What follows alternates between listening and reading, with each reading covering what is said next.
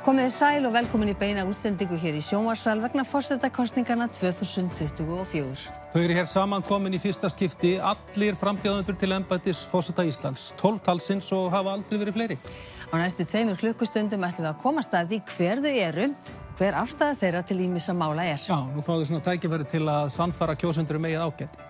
Já, og við minnum á að við textum á síðu 888 táknmálstúlkun er á RÚV 2 og kappræðurnar eru einnig sendar út á Rás 2. Já, við treystum því að þetta verði bara bæði fróðlegt og skemmtilegt hérna í kvöld. Við ætlum að byrja á því bara að kynna ykkur inn og gera það í stafrófsröð.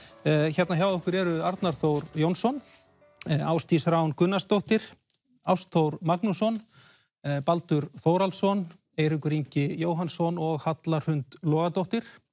Og hér á hægri vængnum er þá Halla Tómasdóttir, Helga Þórisdóttir, Jón Gnarr, Katrín Jakobsdóttir, Steinunn Ólína Þorsteinsdóttir og Viktor Traustason. Já, þetta er glæsilegur hópur. Ég held að við ætlum bara að fara að byrja þetta, en það ekki? Heldur betur. Ekki til setjun á boði. Nei. Við ætlum að byrja þáttinn á því að leyfa ykkur svona að kynna ykkur í svona ykkar eigin orðum. Þannig að segja svona fólki aðeins hver þið eruð. Byrjum hér, Arnar, gjörðu svo vel. Já, ég heiti Arnar Þór Jónsson og ég er 953 ára, átti afmæli í gær. Ég er 5 barna faðir og kvæntur Hrafnhildi Sigurðardóttur kennara og ég er lögmaður, hef starfað sem dómari, hef starfað í ráðuneytunum. Ég hef verið fræðimaður og kennari við háskóla í lagadeildum og ég er komin hingað vegna þess að ég er eiginlega nýbúinn að setja þetta í þetta samhengi. Ég er fæddur í Vestmannum fyrir gos og ég talaði aldrei það fyrir en bara á 50 ára goslókaafmælinu og það helltist yfir mig svo mikill harmur og ég fór að hugsa það bara daginn. Það var út af því að þetta voru einu ræturnar sem ég átti. Ég var slitin upp með rótum og allt mitt fólk. Og mér finnst ég standa frammi fyrir því að finnast við Íslendingar mögulega vera slitin upp með rótum. Því að mér finnst vera vegið að ýmsu því í okkar umgjörð og okkar þjóðfélagsskipulagi sem að við þurfum að halda utan tungumáli, lögin og lýðræðið. Þá ekki vera svona frambáðsraða, við komum frekar að þeim að eftir, að þá var svona stutt og laggott ykkur með að halda áfram Ásdís Rán. Ég heiti Ásdís Rán Gunnarsdóttir, fyrirstætta athafnakona og áhuga þyrluflugmaður. Ég er fædd og uppalin á Egilsstöðum, Höfn í Hornafirði og hreinræktaður Breiðholtsvillingur. Ég er 3 barna móðir og ég er búin að eyða svona síðustu 20 árum í hinum og þessum löndum út alla Evrópu og hef að mestu verið þar að stunda mína vinnu og mitt líf. Takk fyrir þetta, Ásdís Rán. Ástþór Magnússon. Já, takk fyrir. Ég heiti Ástþór Magnússon. Ég er fæddur og uppalinn í Reykjavík og ég hef verið í viðskiptum allt mitt líf. Þekktasta fyrirtækið sem ég hef stofnað er Eurocard Mastercard sem var upphafið af kreditkorta þróuninni á Íslandi og ég fór síðan erlendis og var þar með tölvufyrirtæki og flugrekstur og þegar ég stóð á fertugu þá fékk ég svona andlega upplifun og ég fékk 3 sýnir. Ég lýsi þeim í bókinni Virkjun Bessastaði sem er aðgengileg á vefnum núna.is og þar var mér sýnt inn í framtíðina. Mér var sýnt árið 2025 og það kannski skýrir aðeins fyrir fólki hvers vegna ég er búin að koma hérna í 28 ár með sama boðskapinn að við þurfum að virkja embætti forseta Íslands til friðarmála. Gott. Baldur. Takk fyrir. Ég er fjölskyldumaður, ég er sveitastrákur af Suðurlandsundirlendinu. 11 ára byrjaði ég að vinna í malbikun hjá Vegagerðinni. Síðan tók ég við sauðfjárbúskap afa míns þegar ég var 13 ára þegar hann veiktist. Þaðan lá leiðin í heimavist í menntaskólan að Laugavatni.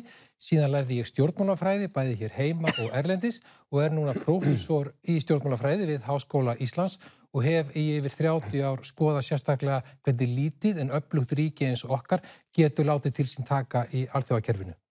Takk fyrir það, Eiríkur. Ég heiti Eiríkur Ingi Jóhannsson. Ég er 4 barna einhleypur faðir og ég er fjölinn og tæknimenntaður. Það er svona stytta útgáfan af því og ég hef mikinn áhuga á því að grúska og finna út úr litum og kafa í málefni, heimsmálefni sérstaklega. Og ég er komið hingað til að auka lýðræði. Frábært, Halla Hrund Logadóttir. Já, ég er Halla Hrund. Ég á 2 stelpur, Hildi og Sögu og mann sem heitir Kristján Freyr. Ég er mikið útivist, skíðum og hestum. spila harmoniku og píanó, hef verið orkumálastjóri undanfarin 3 ár, áður að vinna í auðlindamálum við Harvard-háskóla, en fyrst og fremst þá brenni ég fyrir Ísland og þess vegna ég hér. Og höldum áfram, Halla?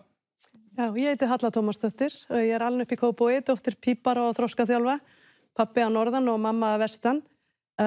Ég hef alltaf brunnið fyrir velíðan fólks og umhverfis og samfélags og reynt að vera hreyfiafl til gagns í samfélaginu okkar fyrir það.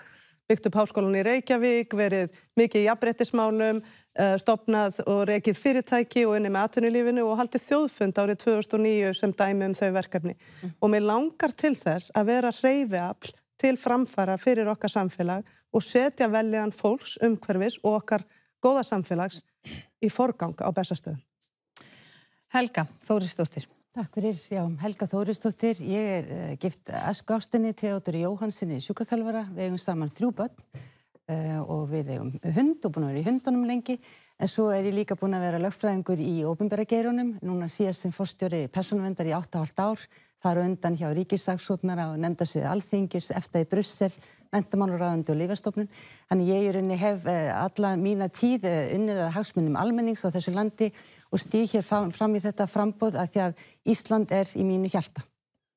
Takk fyrir það, Jón Gnarr.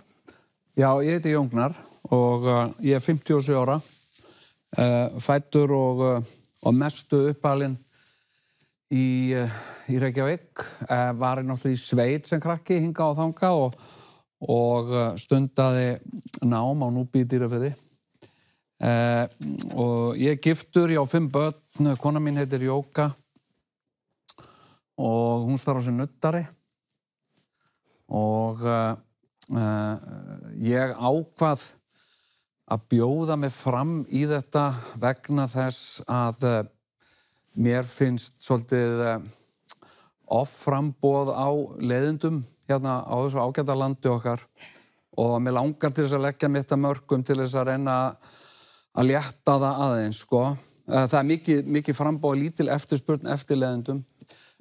Ég hef starfað sem sjálfstæðsstarfandi listamaður alla ævi og ætli ég sé ekki svona persónugervingur hins íslenska sjálfstæðismanns.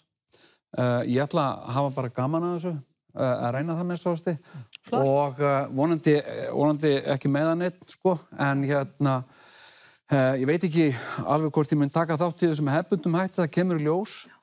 Ég hef enga tapað, sko. Sjáum til, spennandi. Katrín. Já, ég heiti Katrín og fædd og uppalin í Álfheimum í Reykjavík, yngst 4 systkina.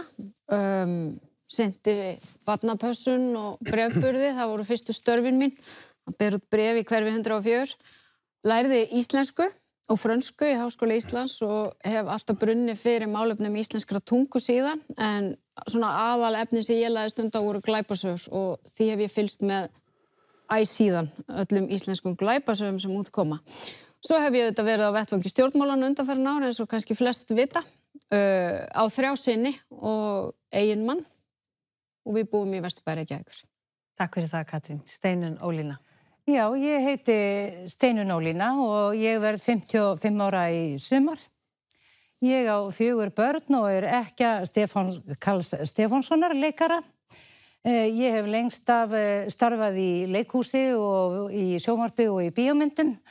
En þó hef ég starfað á sviði fjölmiðlunar líka og unnið ótal verkamanna og sveitastörf. Ég var í sveit sem stelpa öll sumur og ég kannski svolítið undarleg blanda af sveitastelpu og borgarbarni. Og já, bara takk fyrir að bjóða okkur öllum í þessa lýðræðisveislu sem þetta kvöld virðist alltaf verða. Já. Vonandi. Viktor, gjörðu svo vel. Já, takk fyrir mig. Ég heiti Viktor. Ég ekki búin að leggja neitt á þessa minnið, þannig ég ætla að nota það á blaðið. Ég ólst upp á stúdentagörðunum. Ég kann vinnukonugrip á gítar og spila partybæ með ham og píanó, ekki meira það. Langaði minn, hann kendi mig mannganginn í skák. Mér finnst órafiskibólur í dós alls ekkert það slæmar. Og skemmtilegasti partur við að fara í fjallgöngur, það að skrifa í gestabókina ef maður komin upp á topp. Takk fyrir þetta öll sömur og verðið velkomin aftur í þáttinn og vonandi eigum við hér góða kvöldstund.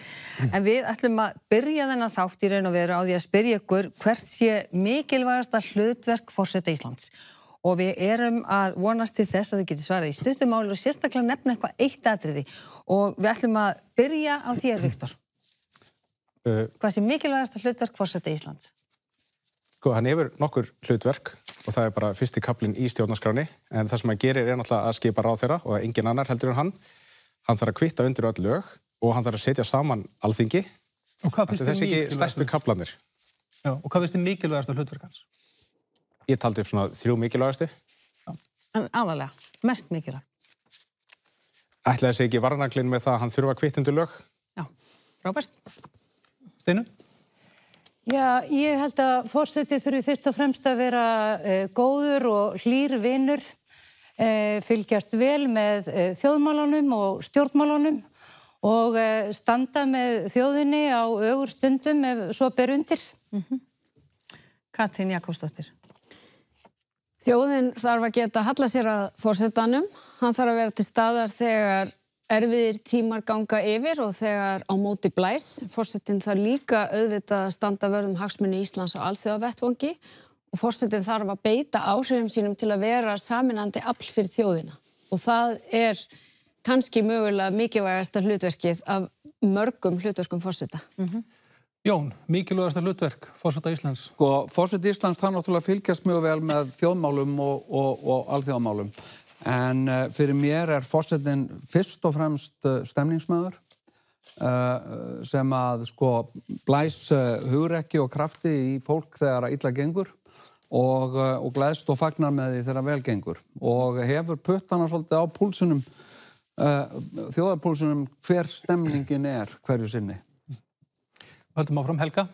Já, forsetinn að mínum að þetta þarf að vera málsvari landsþjóðar og íslenskar menningar og hann þarf að vera til staðar og hlúa að hagsmunum almennings og hlusta á væntingar þeirra og óskir. Þannig að númer 1, 2 og 3 að hlusta á samfélagið og láta samfélagið leiðbeina sér í þá átt sem hann á að fara. Og síðan er það náttúrulega, eins og við vitum, öryggisventillin er kannski afdrifaríkasta hlutverkið, en númer 1, 2 og 3 að hvert vill samfélagið láta forsetann taka sig og samfélagið er það sem að ræður fyrir forsetann á Íslandi. Halla? Já, sko málskotsrétturinn er gríðarlega mikilvægur, en ég tel hins vegar að áhrifa dagskrár og tengslavald forseta sé það mikilvægast sem forseti þarf að nýta núna og við eigum að hlusta á þjóðina og breyta á grunni vilja hennar og þjóðin valdi gildin sín á þjóðfundi 2009. Heiðarleiki, jafnrétti, réttlæti, virðing og ábyrgð eru gildin sem þjóðin sjálfvaldi og forseti á að koma til Bessastaða og fara fyrir þessum gildum, minna okkur á það og hjálpa okkur öllum að koma saman, leiða samtal og samstarf á grunni þessara gilda, þannig að við leysum úr ágreiningsmálum sem að hafa haldið aftur af framförum í samfélaginu í allt og langan tíma.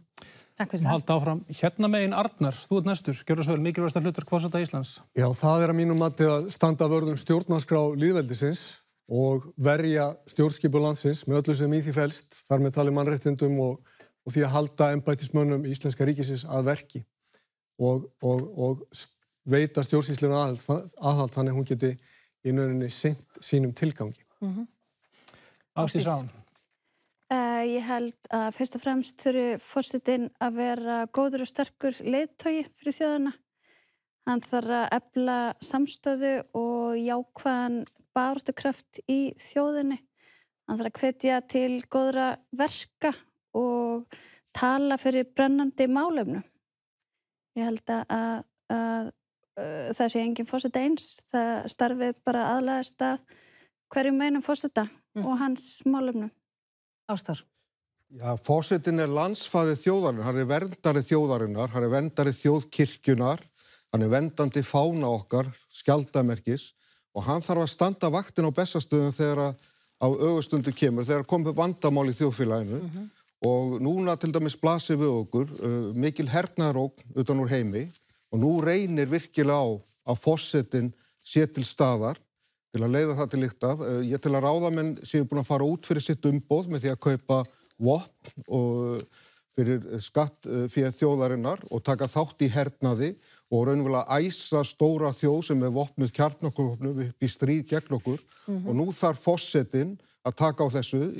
Forsetinn er mjög valdamikill.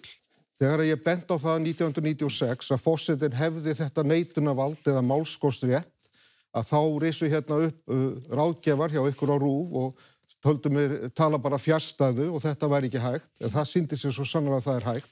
Og nú hef ég séð líka í umræðu hjá ykkur við stjórnmálafræðing að hann telji óraunhæft að forseti geti farið til Moskvu á friðarsamningum og ég er algjörlega ósammála þessu.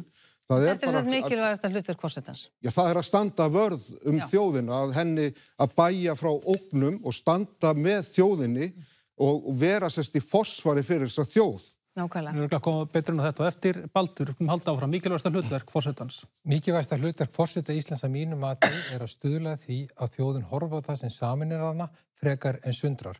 Óháð búsetu, óháð kyni, kynhneigð, stétt eða stöðu í samfélaginu. Það vantar mikið upp á að við upplifum það að við séum ein heild og ein þjóð og mér finnst mjög mikilvægt að forseti sinni þessu raunni grundvallar atriði í þjóðasál Íslendinga að við séum ein heild og ein þjóð og það mun ég standa fyrir í embætti forseta Íslands. Eiríkur. Forsetinn á náttúrulega nummer 1 og 3 að standa við þann eið sem hann sver stjórnarskránni og gæta það flokk sínum og vera inn að handa með þau völd sem hann er veitt samkvæmt stjórnarskrá. Já. Sjóttulega gott, Halla Hrund, mikilvægasta hlutverk forseta. Þetta er kannski málskotsrétturinn eitthvað sem er mikilvægt hlutverk við afar sérstakar aðstæður. En heilt yfir held ég og svona almennt er mikilvægasta hlutverk forseta Íslands að lyfta upp öllu því góða sem er að gerast á Íslandi allt land, ólíkum verkefnum og hjálpa þeim að vaxa líka erlendis. Þannig að það er þetta stóra hlutverk sem að býður að þétta okkur saman en að hjálpa leið samfélaginu að vaxa áfram. Takk fyrir það. Já, nú veitum við hver þið eruð og hvað sé mikilvægasta hlutverk forseta Íslands. Já, við þurfum að komast við margt í kvöld. Við ætlum að reyna stundum að vera bara með já og nei spurningar og hér kemur einn þannig og hún hljómar svona: á forsetinn að beita sér fyrir breytingum á stjórnarskrá? Og við erum ekki að biðja ykkur að segja þá hvaða breytingum, heldur bara hvort að það sé eitt af hlutverkum forseta að beita sér fyrir breytingum á stjórnarskrá. Við byrja á þér, Halla, já eða nei? Forseti á að virða ferlið sem að lagt var að staði í með þjóðinni til að byggja upp traust í samfélaginu, já. Forseti á að hlusta á þjóð sína. Ef að þjóðin vil breytingar á stjórnarskrá, þá er það sem forseti styður. Já. Nei, ekki nema að það sé ákall það frá þjóðinni. Ég mun hér eftir sem hingað til tala fyrir breytingum á stjórnarskrá en það eru þetta þingsins að vinna að þeim breytingum og afgreiða þær. Þjóðin á nýja stjórnarskrá og svarið er já. Viktor? Nei. Þá verðum við hingað, Halla Hrund, já eða nei? Já, forsetinn fylgir stjórnarskrá og hann hlustar á þjóðina en það er þingsins, samtala milli þings og þjóðar sem þarf til að breyta stjórnarskrá. En á forsetinn að beita sér? Hann á að hlusta á þjóðina en hann tekur ekki þátt í þessu ferli. Eiríkur? Hann er náttúrulega hlutað af löggjafarvaldinu og á þar með að taka þátt í því að breyta ef að nauðsyn ber. Baldur? Ég myndi segja já, eins og Guðni T.H. Jóhannesson hefur margt gert þegar hann hefur sett Alþingi, en ég held þessi mjög mikilvægt við gerum þetta í smáum skrefum, annað er fullreynt. Eins og ég sagði áðan að forsetinn er verndari þjóðarinnar og hann á að vera verndari stjórnarskrárinnar og hann á að standa vörð það að hún sé virt. Eitt af helstu vandamálum við umræðinu stjórnarskrána er það að fólk hefur ekki alltaf farið eftir henni. Já, Ásdís. Nei, hann á ekki að beita sér í því að það er algjörlega á milli þjóðarinnar og þingmannanna að gera það. En eins og í allri aðri þróun bara í heiminum þá finnst mér alltaf lagi að íhuga því að það sé breytt einhverjum díteilum þarna í stjórnarskráni. Ég sá á hann að forseti ætti að verja stjórnarskrána og í því felst að forseti á ekki að eiga frumkvæði að beita sér að fyrrabræði. Þetta frumkvæði er alfarið hjá Alþingi eins og ég sé það. Nákvæmlega og svo mörg eru þau orð, bara góð svör hjá okkur öllum. En það eru eins og þið vitið þetta, það eru nákvæmlega þessa myndi 20 ár frá því að forseti Íslands, þá Ólafur Ragnar Grímsson, beitti málskotsréttinum í fyrsta skipti. Það var 2. júní árið 2004, rétt fyrir forsetakosningarnar þá. Já, það var umdeilt á sínu tíma. Ég held nú svona að almennt séu flesti þeirra skoðunar að þessi réttur sé virkur. Þannig okkur langar til að spyrja ykkur, hvað þyrfti til að þið samþykkið ekki lög frá Alþingi Og ég ætla að taka fram, við erum að biðja ögn nákvæmara svar heldur en að vísa í hérna víðfægu gjá milli þings og þjóðar. Við ætlum að byrja hérna megin. Arnar, hvað þyrfti til að þú myndir ekki samþykkja lög frá Alþingi?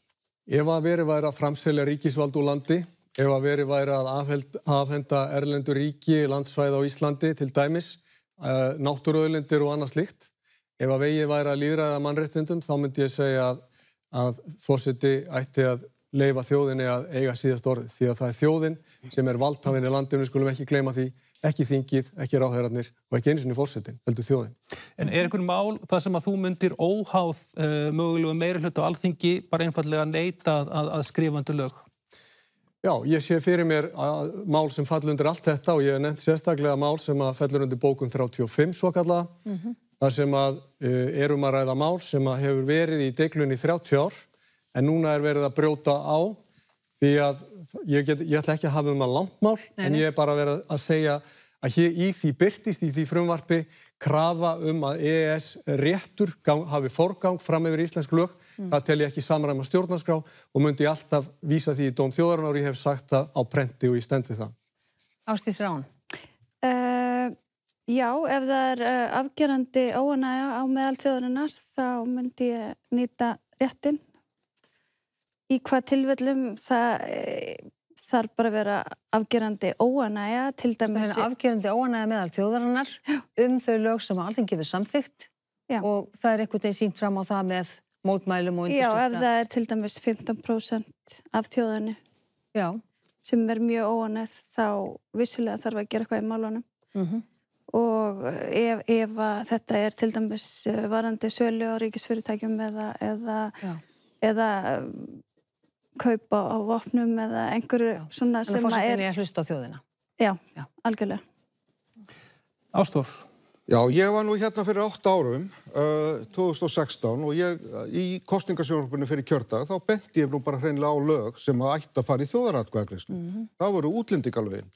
En þau voru samþykkt og þau gáfu útlendingum, aðfluttu fólki, meiri rétt heldur en Íslendingu. Þarna hafa verið að ganga á rétt þjóðarinnar.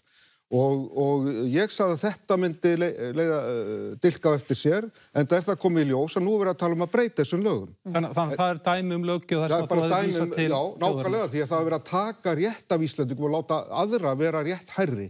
Og þetta er náttúrulega ekki hægt í samfélagi eins og Ísland að mínum mati. En ég myndi ganga lengra vegna þess að ef að á að kaupa meiri vopn, þá myndi ég hreinlega grípa inn í sem forseti. Já, Baldur.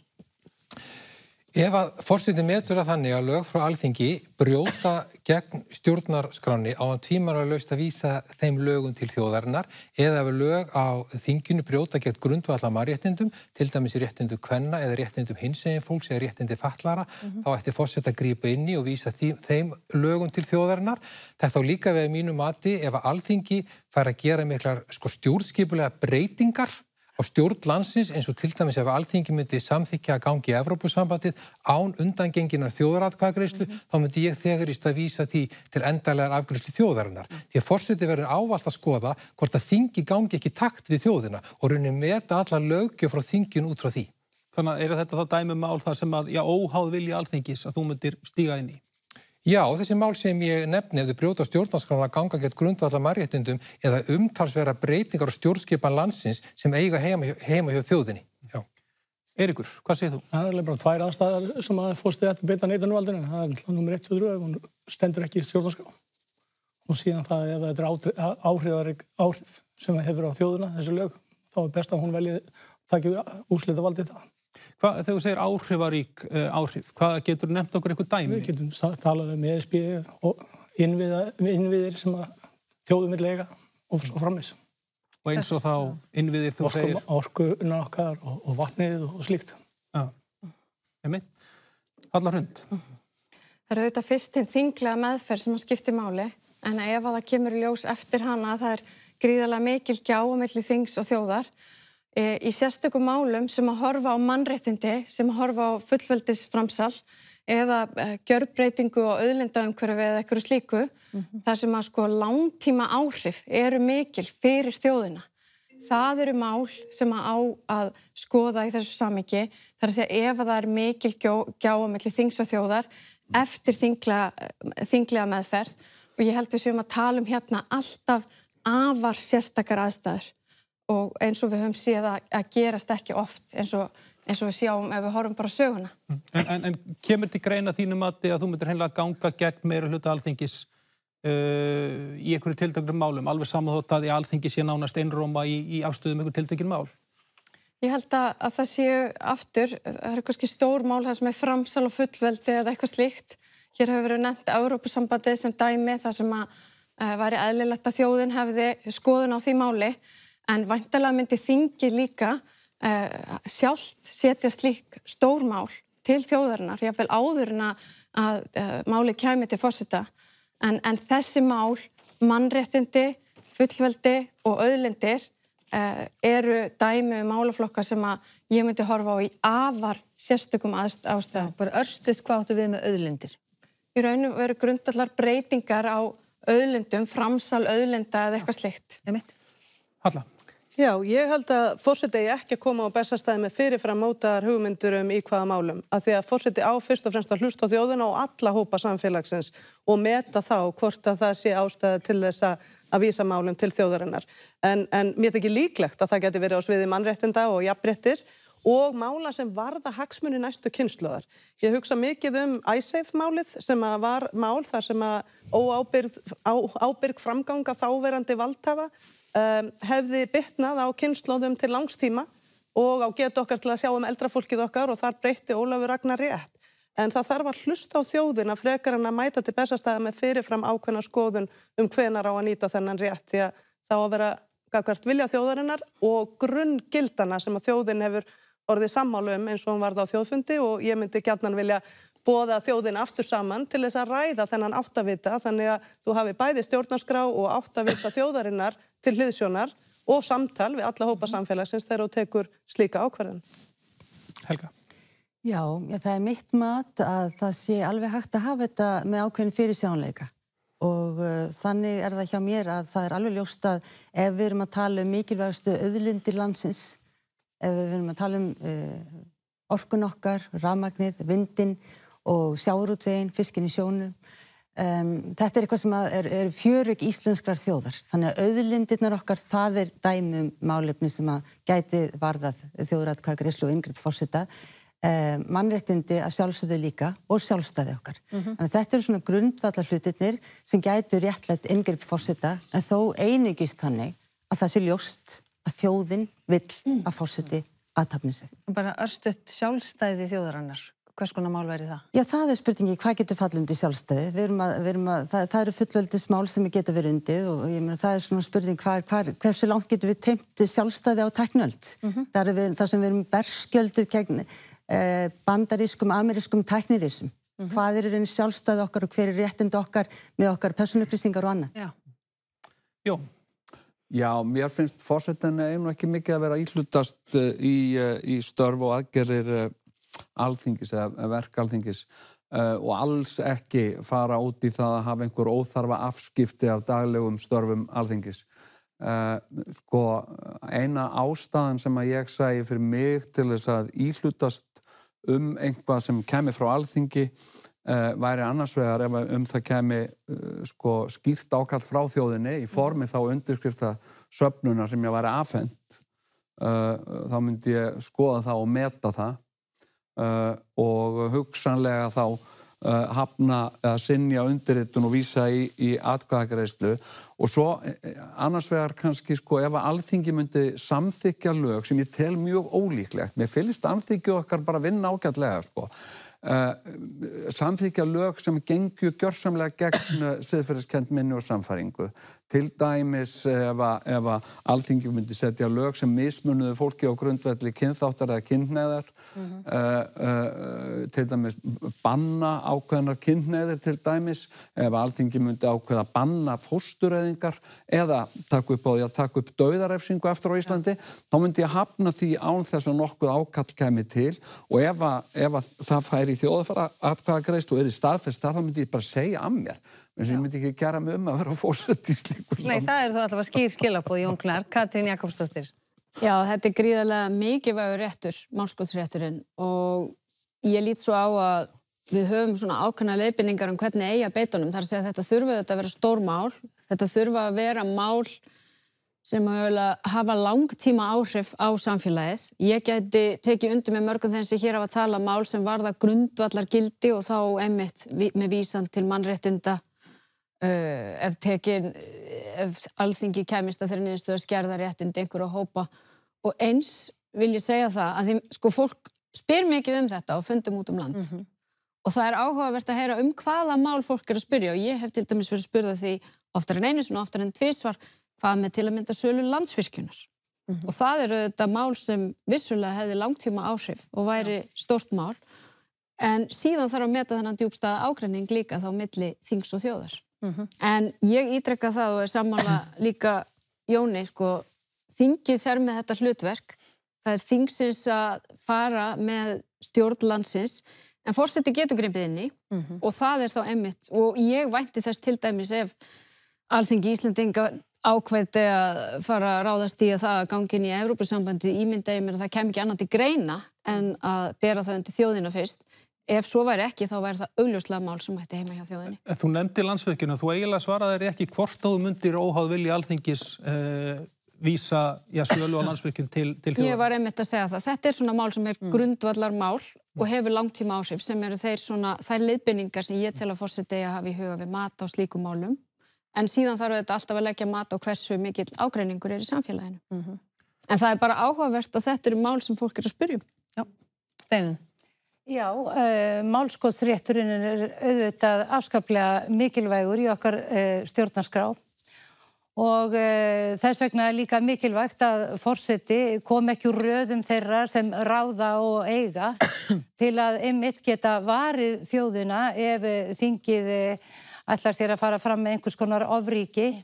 Það kom nú bara upp í hendurnar á okkur forsetaframbjóðendunum bara í síðustu viku frumvarp lagareldi sem að óbreytt væri náttúrulega frumvarp sem ég held að hver forseti myndi synja vegna þess að óbreytt það frumvarp þá í því erum við að afsala okkur auðæfum okkar og valda náttúru og lífríki landsins miklum skaða. Og það sem frumvarp sem þú myndir vísa í þjóðaratkvæði?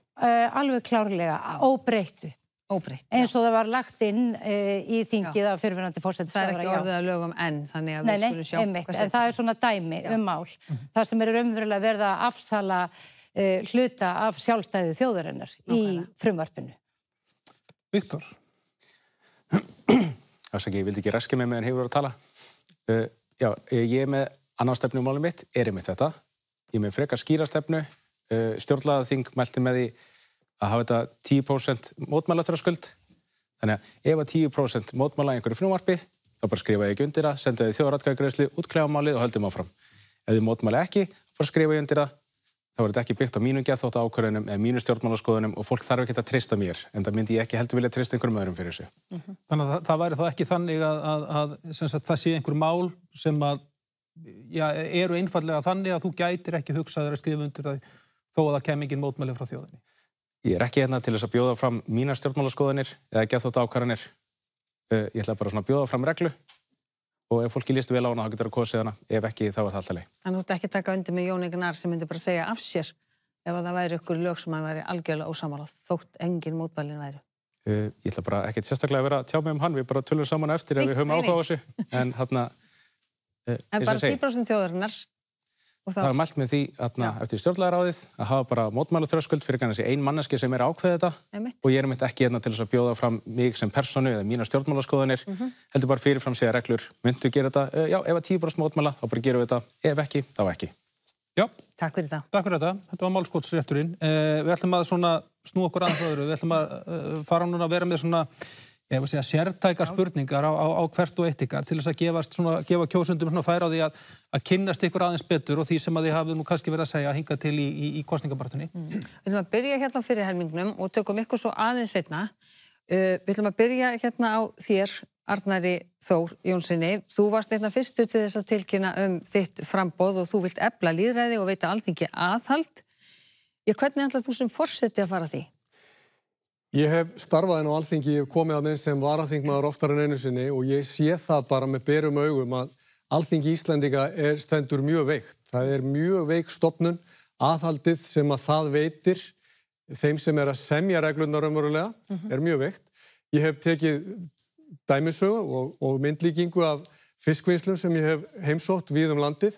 Þar standa menn á vaktinu við færibandið, þar sem að þorskarnir buna inn. Á Alþingi vantar sárlega slíkt eftirlit. Alþingi hefur aldrei í 30 ára sögu EES-samningsins beitt synjunarvaldi, þó stundum hafi verið tilefni til.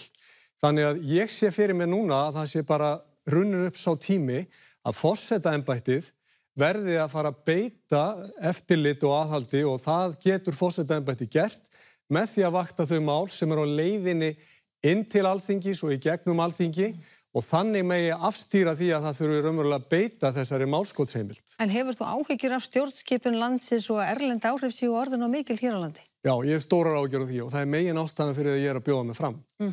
Ég sé það hvernig... Hver er birtingarmyndin? Já, birtingarmyndin, svo fyrsta er augljóst hvernig Evrópusambandið seilist til áhrifa hér og krefst forgangs á EES-reglum umfram íslenska rétt. Það er númer 1. Númer 2 sjáum við hvernig alþjóðlega stofnanir eru að seilast til áhrifa hér. Þar á meðal Sameinuðu þjóðirnar og fleiri. Og svo í þriðja lagi sjáum við hvernig erlend stórfyrirtæki seilast til eignarhalds og afnota af íslenskum þjóðarauðlindum og það hefur verið ríkt algjör sofandaháttur hjá Alþingi þessi mál. Það er einn maður, hugsið ykkur, sem á yfir 40 bújarðir á Norðausturlandi og síðast er í gáði einhvers staðar nærri 1,5% af Íslandi. Það þyrfti nokkra tugi svona manna til að kaupa upp Ísland. Íslendingar og Alþingi Íslendinga hefur verið steinsofandi gagnvart þessu. Þjóðþing annarra þjóða hefur gætt mun betur að þessu og sagt að þau vilji kaupa bújarðir eða land, að þá í okkar landi þá er það eiga búsetu það sjálf eða stunda einhvers konar búskap. Þetta hefur Alþingi ekki treyst sér til að gera.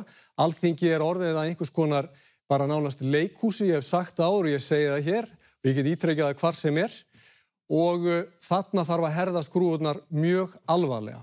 Takk fyrir það. Takk fyrir þetta. Ásdís Rán, sko, þú er áttur kallið ísdrottningin, þú segist vilja nýta rödd forseta til að vekja athygli á því sem að betur megi fara í þjóðfélaginu. Hvað er að íslensku þjóðfélagi?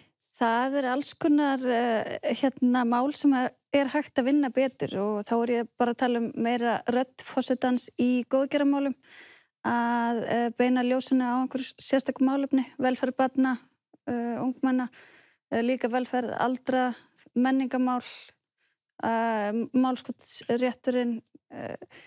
Það eru alls konar hlutir sem forsetin getur gert. Það þarf að markaðsetta Ísland miklu betur að mínum mati erlendis og það er hægt að bæta alls konar menningu hérna á Íslandi líka. Talar að markaðsetta Íslands betur erlendis, telur það svona þín reynsla að hún muni nýtast þar? Já, algjörlega. Og hvernig þá? Þetta bara opna dyr fyrir ungu kynslóðina og bara alls konar viðskipti á Íslandi og laðra ferðamenn sem er náttúrulega eina af okkar stærstu tekjuauðlindum. Þú er líka talað að þú vilji standa vörð mannréttindi. Telur þau standi höllum fæti á Íslandi? Mannréttindi, þá er ég að tala almenn mannréttindi yfir höfuð, þú veist, þitt og allra sem eiga rétt á velferð hérna á Íslandi og það er ekkert flókið. Já, þú segir velferð, ertu þá að vísa í bara velferðarkerfið, hvað getur aðeins svona útskýrt þetta nánar, hvað þú ert að vísa? Bara öllum líði vel hérna í landinu okkar og fái sinn rétt og getur lifað þægilegu og góðu lífi. Maður getur ekki bjargað öllum en það er alveg hægt að gera ýmislegt til þess að fólki líði betur. Ásþór, þú ert sá hér sem hefur boðið langoftast fram frá 1996 og mættur hér aftur, ferskur. Eftir 28 ára baráttu. Nákvæmlega, en frið... Alveg eins og verkalýsforingjarnir, sko. Þeir byrjuðu fyrir 100 árum. Og þeir komu aftur og aftur og aftur þangað til að kjörin voru betri. Já, en þú sagði nú einhvers staðar að þetta væri nú sennilega í síðasta skipti sem þú býður fram. En friður og lýðræðisþróun, það er það sem þú tala mest um. Já, er ekkit annað í þínum huga sem að forseti Íslands á að einbeita sér að? Auðvitað er ýmislegt sem að forsetin á að einbeita sér að, en málið er bara það, fyrir 28 árum, þá sagði ég það að á næstu áratugum þá myndi þróast í styrjaldarástand. Mér var sýnt inn í framtíðina. Og ég sagði það fyrir 8 árum að við erum komin í styrjöld við Rússa ef ekki yrði gripið í taumana. Nú er ég að segja það að það verður ráðist á okkur með kjarnorkuvopnum nema við grípum í taumana. Við erum komin út á mjög hættulega braut, þannig að það verður ekkert þjóðlíf hér, það verða engin bestastaðir ef við ekki tökum á þessu máli. Stjórnvöld eru komin langt út fyrir sitt umboð með því að espa til stríðs við stóra þjóð sem er vopnuð kjarnorkuvopnum, hernaðarsérfræðingar, flestir telja meiri líkur en minni að það verði ráðist á okkur að brjótist út vopnuð átök á Norður-Atlantshafi með kjarnorkuvopnum. Þannig að það er ekki hann að ræða en taka á þessu og það verður að gerast núna. Já. Þannig að það verður ekkit framboð nema sem tekja á þessu. En ef ég er kjörinn, þá myndi ég taka á þessu, ég myndi fara beint til Moskvu og reyna að ná friðarsamningum og ég myndi ekki vera nema eitt kjörtímabil og svo geta garðyrkjukonurnar komið og gert annað hluti. Takk Ástþór. Baldur, þú reyndar hefur nú talað mikið varnarmál, prófessor í stjórnmálafræði og þekkir nú embætti forsetans, en sko þú hefur margoft lýst yfir þeim áhyggjum þínum að varnir Íslands séu ekki nægar. Munt þú sem forseti beita þig sérstaklega í varnar- og öryggismálum? Ég hef, já, eins og þú segir, mikið talað almanna öryggi og undanförnum 3 árum, var farin að gera það þó nokkur missunum fyrir allsherjar innrás Rússlands í Úkraínu. Mér fannst ég tala fyrir daufum eyrum ráðamanna. Ég hef talað fyrir mikilvægi þess sem ég tala efla heimavarnirnar okkar og því ég tala heimavarnirnar okkar þá ég einkum sérlega að vísa til björgunarsveitunum okkar, landhelgisgæslunnar og lögreglunar.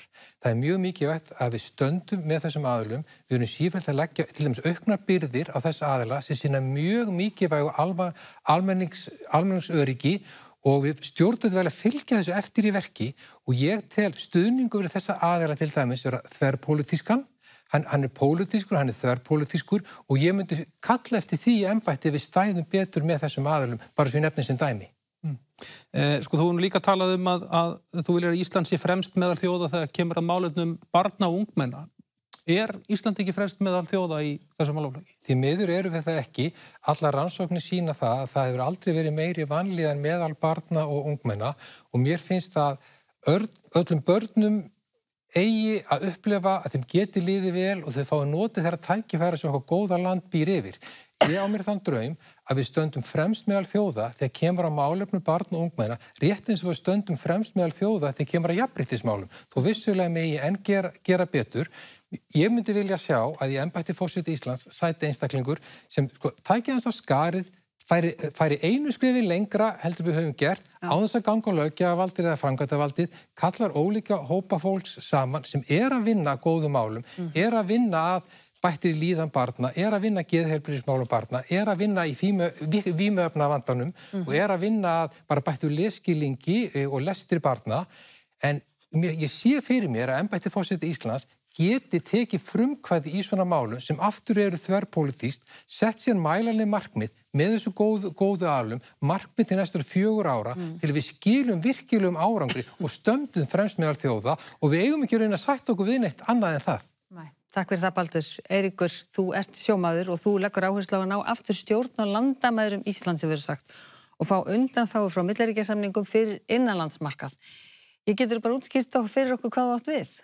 Það er náttúrulega svolítið að við erum meirríki sem búa hérna norður í hafi og erum ekki með neinn sameiginlega landamæri og með því þá náttúrulega er best að samkeppnisaðstæður okkur er ekki eins og í meginlandinu, það sem að flesta þessar milliríkjasamningar eru nú smíðaði til, það sem fólk býr kannski með kilometrum milli landamæra. Þetta þarf að vera jafnari samkeppnisaðstæður hjá þeim. Við erum ekki með þau skilyrði og þá náttúrulega er langt best að við biðjum undanþágur í því sem snertir ekki að beinni samkeppni við meginlandið. Ætlar þú þá sem forseti, hvernig ætlar að beita þér í þessu? Bara þú útskýrði aðeins betur fyrir. Forseti þarf náttúrulega að vinna með ríkisráðinu og finna lausnir á þessum málum. En þú vilt líka tryggja að það er fullt lýðræði ríki á Íslandi. Að þínum að þetta ríkir það ekki? Það getur allar talist fullt lýðræði þegar helminginu og þinginu í rauninu getur ekkert gert. Það sem er búið að mynda stjórnarmeirihluta og þessi flokkar sem flokkar eru í grunninu bara sérhagsmunahópar og það er lýðræði að með að bjóða sér fram slíka en það er náttúrulega bara þannig að ef helminguna þinginu getur ekki atkvæði þeirra hefur engin áhrif á útkomu nýra laga sem að framkvæmdarvaldið er að setja á.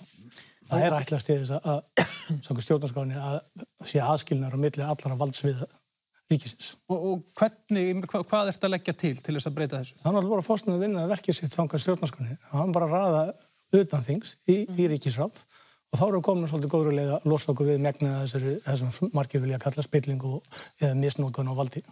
Þannig að utan þingsstjórn í stað stjórnflokka sem að sitja á Alþingi? Já, þannig ætti það að vera. Já, Halla Hrund, þú ert orkumálastjóri í leyfi, þú hefur takað og viljið virkja alla Íslendinga til að taka þátt í samfélaginu. Hvað áttu í raun og veru við? Já, það sem ég á við að gildin okkar, þáttaka og samvinna, í raun og veru gildin sem hafa byggt upp landið. Það sama hvort maður horfir á orkumálin eða við horfum á ungmennafélögin eða ef við horfum á jafnréttisbarátuna. Allt þetta breytingar sem urðu til á samfélaginu okkar vegna þess að Íslendingar stóðu saman. Við stóðum saman að þessum breytingum. Og ég held að núna þegar heimurinn á fullri ferð, við erum að tala gervigreind sem fólki fara að tala við dagsdaglega í menntaskólum landsins, við erum að tala umhverfisbreytingar sem munu hafa áhrif á fiskistofna og annað, og við erum að tala töluverðar samfélagsbreytingar, fjölbreyttara samfélag og annað, að þá skiptir svo miklu máli að við sækjum aftur í þessi gildi, ekki bara vegna þess að þannig verðum við sterkari og þannig vinnast verkin, heldur líka vegna þess að með því að vinna saman að þá eykst gleðin í samfélaginu. Og ég held að við þurfum á því að halda og mér finnst einhvern veginn, við erum að sjá svo margt gerast. Ég var á Hólmavík og var þar að heimsækja ungt fólk sem að byggja upp vinnslustöð fyrir samfélagið til að margir geti komið saman og nýtt sér þá innviði.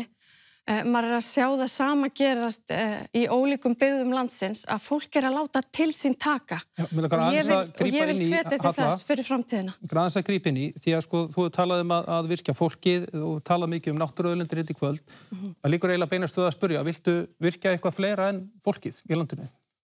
Heldur betur. Ég held að við erum ákaflega auðlindarík þjóð og höfum byggt okkar samfélag á auðlindanýtingu og ég held að sjálfbær auðlindanýting á okkar ólíku auðlindum sé grunnurinn líka að velfarnaði til framtíðar.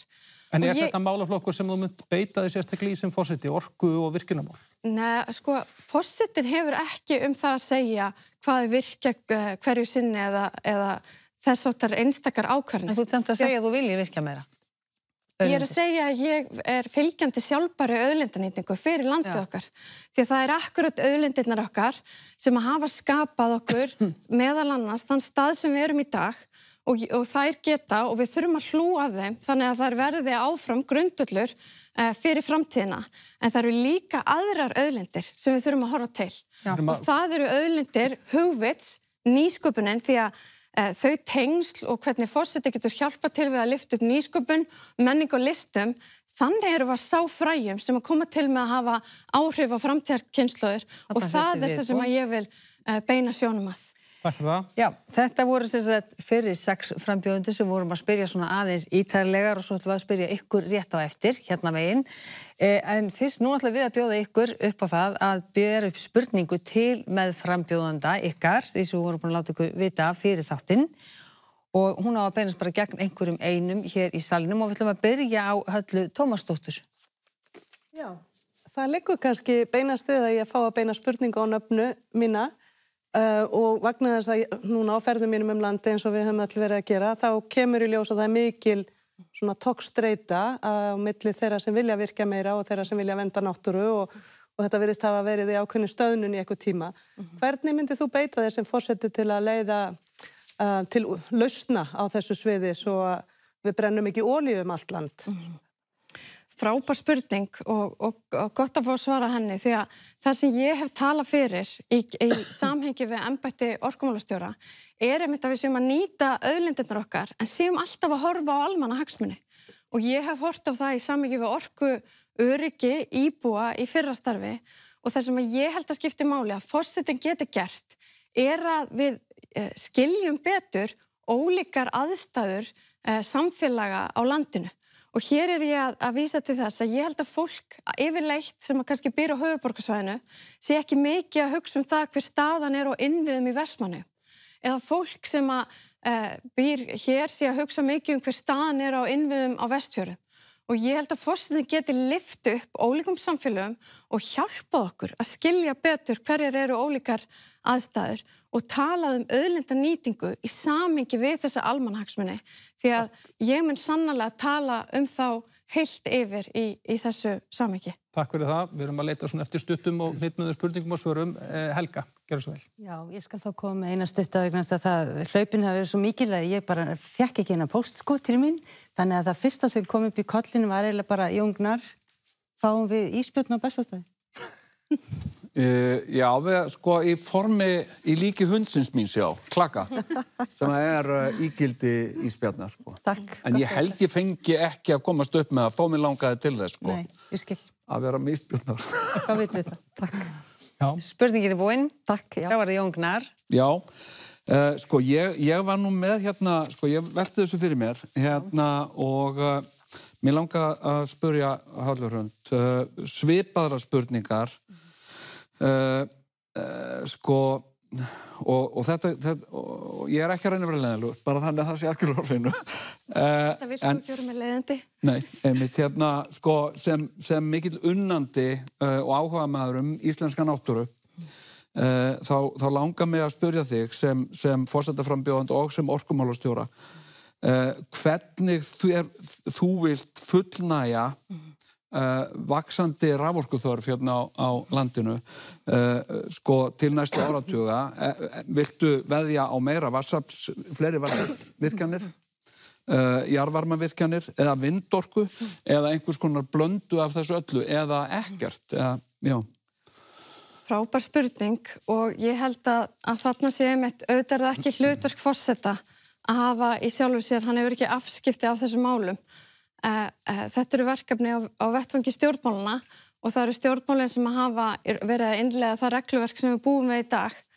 En ég get sagt þér að ég held að sé mikilvægt heilt yfir að það sé verið alltaf að horfa á skynnsama auðlindanýtingu og það sé verið að horfa á þessa ólíku orkugjafa eftir því hvað hendar á hverju svæði. Hvernig getum við best fengið sem mest verðmæti út úr þeim orkukostum sem við erum að nýta hverju sinni. Þannig að þú hafnar engra þessara kosta? Í raun og veru það ekki forsetans að gera það. Nei, ég ekki að spyrja það sem forseta, sko. Já. Ég bara að spyrja það sem frambjóðanda og orkumálastjóra. Hver þín afstæða sé? Já, meiri... Nú spurningin komin og svarið komið held ég. Hérna, þetta er kannski bara betur eftir Katrín. Þetta með spurningum. Já, mér langar að spyrja Jón. Að því að þú átt auðvitað mjög margbrotin feril. En tímabil þá unnu við saman, þú sem borgarstjóri og ég sem menntamálaráðherra, að ýmsum góðum verkefnum. Mér langar að spyrja þig hreinlega, finnst þér í þessu framboði að sú reynsla sem þú öðlaðist á þínum tíma sem borgarstjóri myndi gagnast þér í embætti forseta? Já, ég held að hún myndi mjög góð spurning, já. Hérna, ég held að hún muni gagnast mér, já. Vegna þess að sko, starf forseta að mjög mörgu leyti svipað starfi borgarstjóra. Borgarstjóra embættið svo margþætt. Það leiðtogi pólitíska meirihlutans í borginni, leiðtogi íbúa Reykjavíkur og síðan æðsti stjórnandi borgarinnar. Og svona stemningsmaðurinn sem svolítið leiðtogi borgarinnar var sá hluti af því starfi sem að ég hafi mesta ánægju af og minnsta ánægju af framkvæmdastjóra hlutanum, sko. Og ég sé þetta starf forseta sem svolítið útvíkun á því stemningshlutverki borgarstjórans. Takk fyrir það, Steinunn. Já, ég vissi nú ekki að þessari spurningu bara fyrir við gengum hér inn í salin, en mér langar að spyrja þig, Katrín. Hérna, þú hefur sagt að þú hyggist beita þér gegn skautun sem forseti.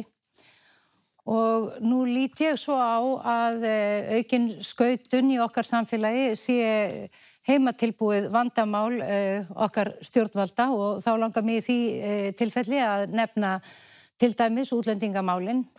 Nú það svo að til dæmis ég heimsótti fólk í Reykjanesbæ. Reykjanesbæ hefur verið gert að taka á móti mjög mikið af útlendingum án þess að þeir fái nægilegan stuðning til þess og þegar að samfélagsgerðin breytist svona hratt þá verða auðvitað átök. Í Breiðholtinu eru kennarar kannski með börn frá 20 þjóðlöndum í bekk á þess að fá... En spurningin, spurningin hvernig getur betur beitt þér gegn skautun sem forseti en af því að þú hafðir ótal tækifæri til að vinna gegn skautun sem forsætisráðherra? Takk fyrir spurninguna. Sko, í fyrsta lagi ætla ég að segja að ég algjörlega ósammála þeirri forsendu sem gefin í spurningunni að skautun á Íslandi sé heimatilbúið vandamál. Og það nægir bara einfallega að líta til nágrannalanda okkar, vestanhafs og austan, til þess að sjá að þetta bara tilhneiging sem við erum að sjá allstaðar í heiminum og hún á sér margar orsakir, meðal annars bara hvernig við tölum saman á tíma samfélagsmiðla, þar sem orðræðan hefur færst þetta yfir algjörlega á nýja miðla. Við erum líka að sjá ýmis samfélagsmál sem auðvitað valda skautun og hraða samfélagsbreytingar vissulega sem hafa orðið hér. Þess vegna hef ég lagt á það áherslu í minni kosningabaráttu að nálgast þetta viðfangsefni út frá því að forseti eigi að mæta ólíkum hópum á þeim stað sem þeir eru. Og við vitum það að aðstæður fólks eru mismunandi eftir því hvar það býr á landinu, eftir því hvort það er með erlendan uppruna, aðstæður kynslóðan eru mismunandi. Forseti getur sannanlega beitt sig gegn skautun með því að vera mjög virkur í samtali við ólíka hópa og mæta fólki þar sem það er. Og þannig getur forseti verið sameinandi afl. Ég verð að fá að bæta hérna við að aukin misskipting í samfélagi, hún veldur skautun og það er ein af ástæðunum fyrir því að það eru meiri átök innan samfélagsins vegna þess að það er meiri misskipting. Þá erum við nú heppin að Ísland er hvað mestu tekjujöfnuður í heimi. Þannig að það er nú ágætt að hafa það líka í huga og nánast hvergi betra að búa. Viktor Traustason. Já. Hvern vilt þú spyrja? Má ég fá að spyrja alla og þetta er bara svona réttu pönnspurning? Nei. Ok, þá bara... Jú, komdu bara með hana, sjáum til. Kannast einhver annar hafa lent í því að vera að spyrja hvort að frambúðið er þessi djók? Ok, takk. Ok. Góð spurning. Það voru 4 sýndist mér sem réttu pönt. Já. Herru, takk fyrir þetta. Svarið kominn. Og þið fáið að spyrja ykkar spurninga á eftir. Eins og við sögðum gráðan, þá viljum við nú líka að kjósendur kynnist aðeins manneskjunu sem eru í framboði og hér er svona löflétt hraðaspurning fyrir ykkur. Jón, ég ætla bara að byrja hjá þér. Hver er uppáhalds tónlistarmaðurinn eða hljómsveit? Björk Guðmundsdóttir. Já. Katrín. Sama spurning? Já. Ég segi bara Bubbi. Bubbi? Steinun? Ég hef aldrei átt uppáhalds neitt, ég er alæta á tónlist. Viktor? Iron Maiden, svona allra tíma, en nú er ég komin yfir í diskofangið. Diskofangið, já. Arnar? Ég verð að segja Robert Plant. Já, ertu að vísa í... Þetta vísa í Íslands sálminn hans. Já, meðal annars. Ég dáist á honum. Ásdís. Ég ætla að segja sama á Steinun. Ég er svona alæta á tónlist en þú veist kannski að ég myndi segja eitthvað á YouTube bara. Já. Og Björk. Ástór? Já, það er John Lennon, Give Peace a Chance og minnismerkið í Viðey. Sjálfsögðu. Baldur? Þar eru heimatökin. Ég ætla að segja Felix Bergsson og Greifarnir á 9. áratökum. Já. Auðvitað. Eiríkur, hvað segir þú? Ég veit nú ekki hvað lagahöfundurinn heitir, en þeir dansa nú mikið upp á borðinu og yngri og lagið var aðna taka. Meira veit ég ekki. Alla. Margir, en mér finnst ótrúlega notalegt að hlusta á Ásgeir Trausta á svona köldum vetrakvöldum. Og yfir Halla? Já, ég get ekki undir flesta sem hafa verið nefndir, en YouTube er snemma vinsælt hjá mér og ég hef sungið með Bono, þannig að ég gef ekki bara Bono kredit hérna. Já. Og margir íslenskir og allt þetta, en hérna The Girl from Ipanema, Getso Gilbert, og það er alveg bara mamma og pappi spiluð þetta alltaf og ég bara, það er alltaf bara, það slæra hjarta tögar. Ja. Frábært, því að allavega bara fjölbreyttan og ólíkan tónlistasmekk og margir það sama. En þá ætlum við að vinda okkur aftur í spurningar og því að við höldum svona því að það kannski öll þekkt á einhverjum tímapunkti að því verði fulltrúar allra Íslendinga. En eins og þið vitið alla þá hefur verið töluvert mikil umræða síðustu misserin innflytjenda og hælisleitendamál verið áberandi. Og það sem við viljum eiginlega spyrja ykkur, og ætlum að byrja þér Ástór, bara byggjum ykkur stutt svör aftur, hvort þið ætlaði að tala máli og vera forseti allra þeirra sem vilja setjast að hér á landi. Já, ég vil byrja á að segja það að Ísland, það náttúrulega gæta þess að það flæði ekki of mikið flóttafólk og vegna þess að við höfum eitthvað innviði og við erum bara tiltölulega fái skattgreiðendur á Íslandi þannig að við ráðum ekkert við svoleiðis. En leiðin til að leysa það er ekki endilega með háum girðingum, það er með því að leysa úr þessu stríðsástandi þannig að það sé ekki framleiddir flóttamenn því að stríð er öflugasta framleiðsla sem til er í heiminum á flóttamönnum. Takk fyrir það, Ásdís Rán. Ég held að forsetinn sé forseti allra sem hafa búsetu á Íslandi alveg án efa. En hvað með það sem vilja setjast hér að? Ekki allra sem vilja setjast þetta að, allra sem eru sestri hér og búa hér. Arnar? Já, ég hef sagt að ég myndi auðvitað vilja þjóna öllum þeim sem hér búa og vilja leggja okkar samfélagi lið með að leggja fram vinnu og þekkingu og annað slíkt. Ég legg bara mjög mikla áherslu á það að við leggjum rækt við íslenska tungu og ég held að þessi lykillinn að aðlögun að þeir sem hingað koma læri okkar fallega og góða tungumál. Já. Við erum að fara að hingað yfir Viktor. Geti ég fengið að heyra spurningun aftur? Já. Jú, við erum svona aðeins að spyrja hvort að þú myndir sem forseti Íslands ætla að tala máli þeirra og vera forseti allara þeirra sem vilja setjast þér að. Ég myndi ekki tala máli neins sérstaklega, bara bjóða fram reglur og fylgja þeim.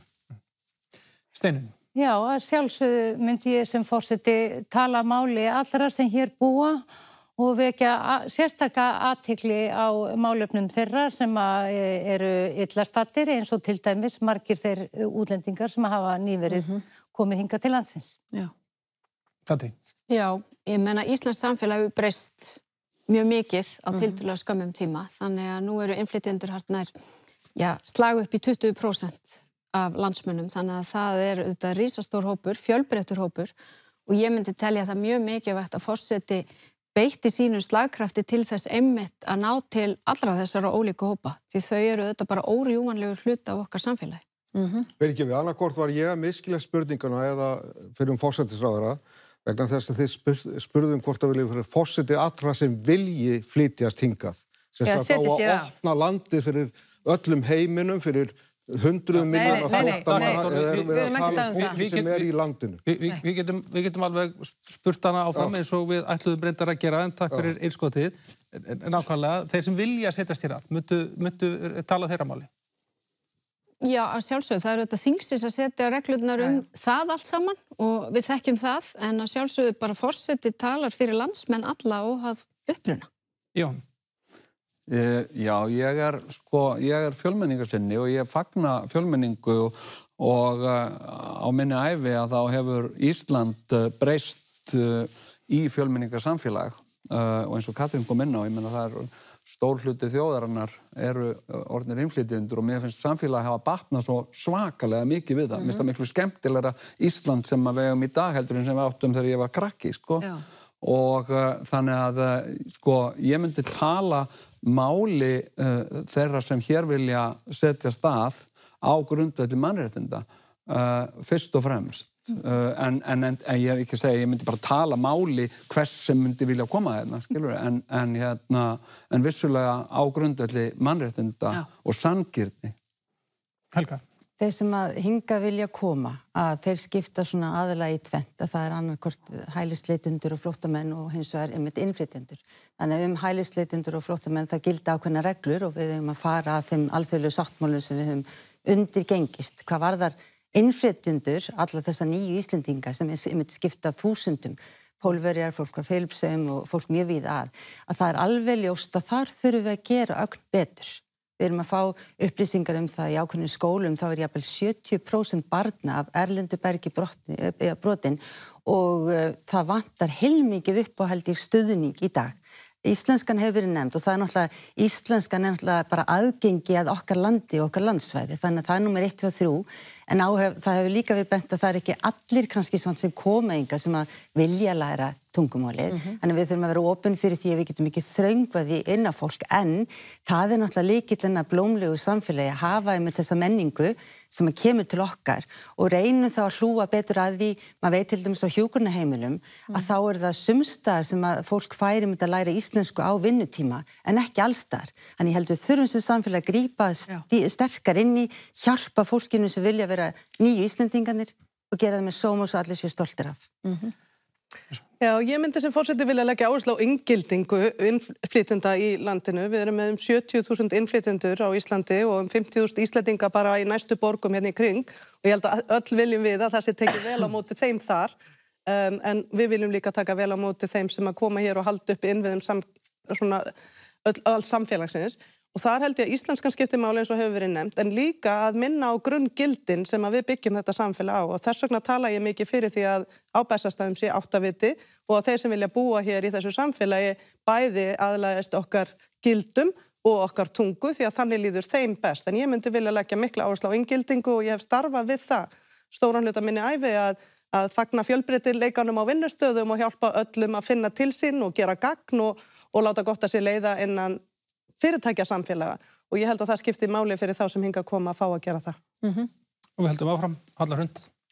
Já, það eru auðvitað stjórnvöld sem ákveða hverju með að koma til landsins. En ég held að það sé gríðarlega mikilvægt að taka vel utan samfélagið. Og ég hef séð það þegar ég hef búið í Frakklandi og Belgíu að það skiptir svo miklu máli að draga þræði saman í gegnum tungumál, í gegnum sameiginlega reynslu að ná okkur saman sem einni heild. Því að það ekki fyrir í annarri eða þriðju kynslóð sem að við förum að sjá áskoranirnar. Og ég vil að börnin mín og börnin okkar fái að lifa áfram í friðsamu og sterku samfélagi. Og ég held að það sé lykillinn að við vinnum að því að þétta raðirnar. Og ég hef talað töluvert fyrir því að nýta til dæmis menningu og listir, kórastarf og annað til þess að draga okkur saman. Því að maður lærir yfirleitt ekki á tungumál eða menningu með því að vera eitthvað út í horni. Maður lærir einmitt gildin og tungumáli með því að taka þátt. Eiríkur. Það svolítið sérstaklega þessi staða sem komin upp að Eiríki norður í hafi í vandræðum með ólöglega innflytjendur. Það maður verið nú að skoða hvernig stóð að þessu, hvernig var loftbrú til Íslands sem var auðvelt að komast með og litið henni í land án þess að vera með leyfi. Og þessi staða náttúrulega það sem maður myndi kalla óstjórn og líða líklega í áratugi eða meir. Það mjög sérstakt þegar maður hittir nýbúa landsins að þeim finnst þetta komið gott. Og það að sjálfsögðu, við erum ekki að ráða við þetta. Það fyrir ekki millimála, en svo það náttúrulega bara þannig að það ekkert fallega gert því á þjóðinni að vera að hleypa fólki inn í landið og vera að rífa svo fjölskyldur og kannski börn sem eru á sínu fyrstu minningar á Íslandi og vera bara hendur úr landi. En við hvað að sakast? Við þurfum að gera betur. Við hvað að sakast? Við Alþingi að sakast? Það náttúrulega ríkisstjórnin og ríkisráðið sem stjórna þessum málum að mestu og þingið með lögum. En þú ef þú verið kosin forseti, hvernig ætlar að beita þér? Í þessu? Já. Það fyrst að náttúrulega bara gera eins og margar aðrar þjóðir gera. Það þarf nú ekki að líta langt til þess sem þeir farið fram og þá sett með vísað á henni kemur til landsins og fólk getur sótt hæli hér og fengið hann að komast hingað til lands og vinna úr þeim umsóknum eins og hafi verið gert hérna í áratugi en einhverju vegna hefur ríkisstjórnandum landsins fundið það ástæða að hafa loftbrúingar þegar auðvelt að stjórna þessu. Og þú telur að forsetinn sem slíkur hafi forsetinn náttúrulega ekki einráðið í öllum málum hérna á landinu. Hann þarf náttúrulega að vinna með sínu ríkisráði og þinginu til að geta vinnið að tekið þessum málum. En hann geti hins að tekið á milliríkjasamningu sem getur átt sterklega til í þessu máli. Baldur. Mér langar að taka undir með því sem hún Helga var að nefna að við þurfum að huga báðum þessum hópum mun betur, annars vegar þeim sem koma hingað til þess að vinna og hins vegar þeim sem koma hingað sem flóttamenn.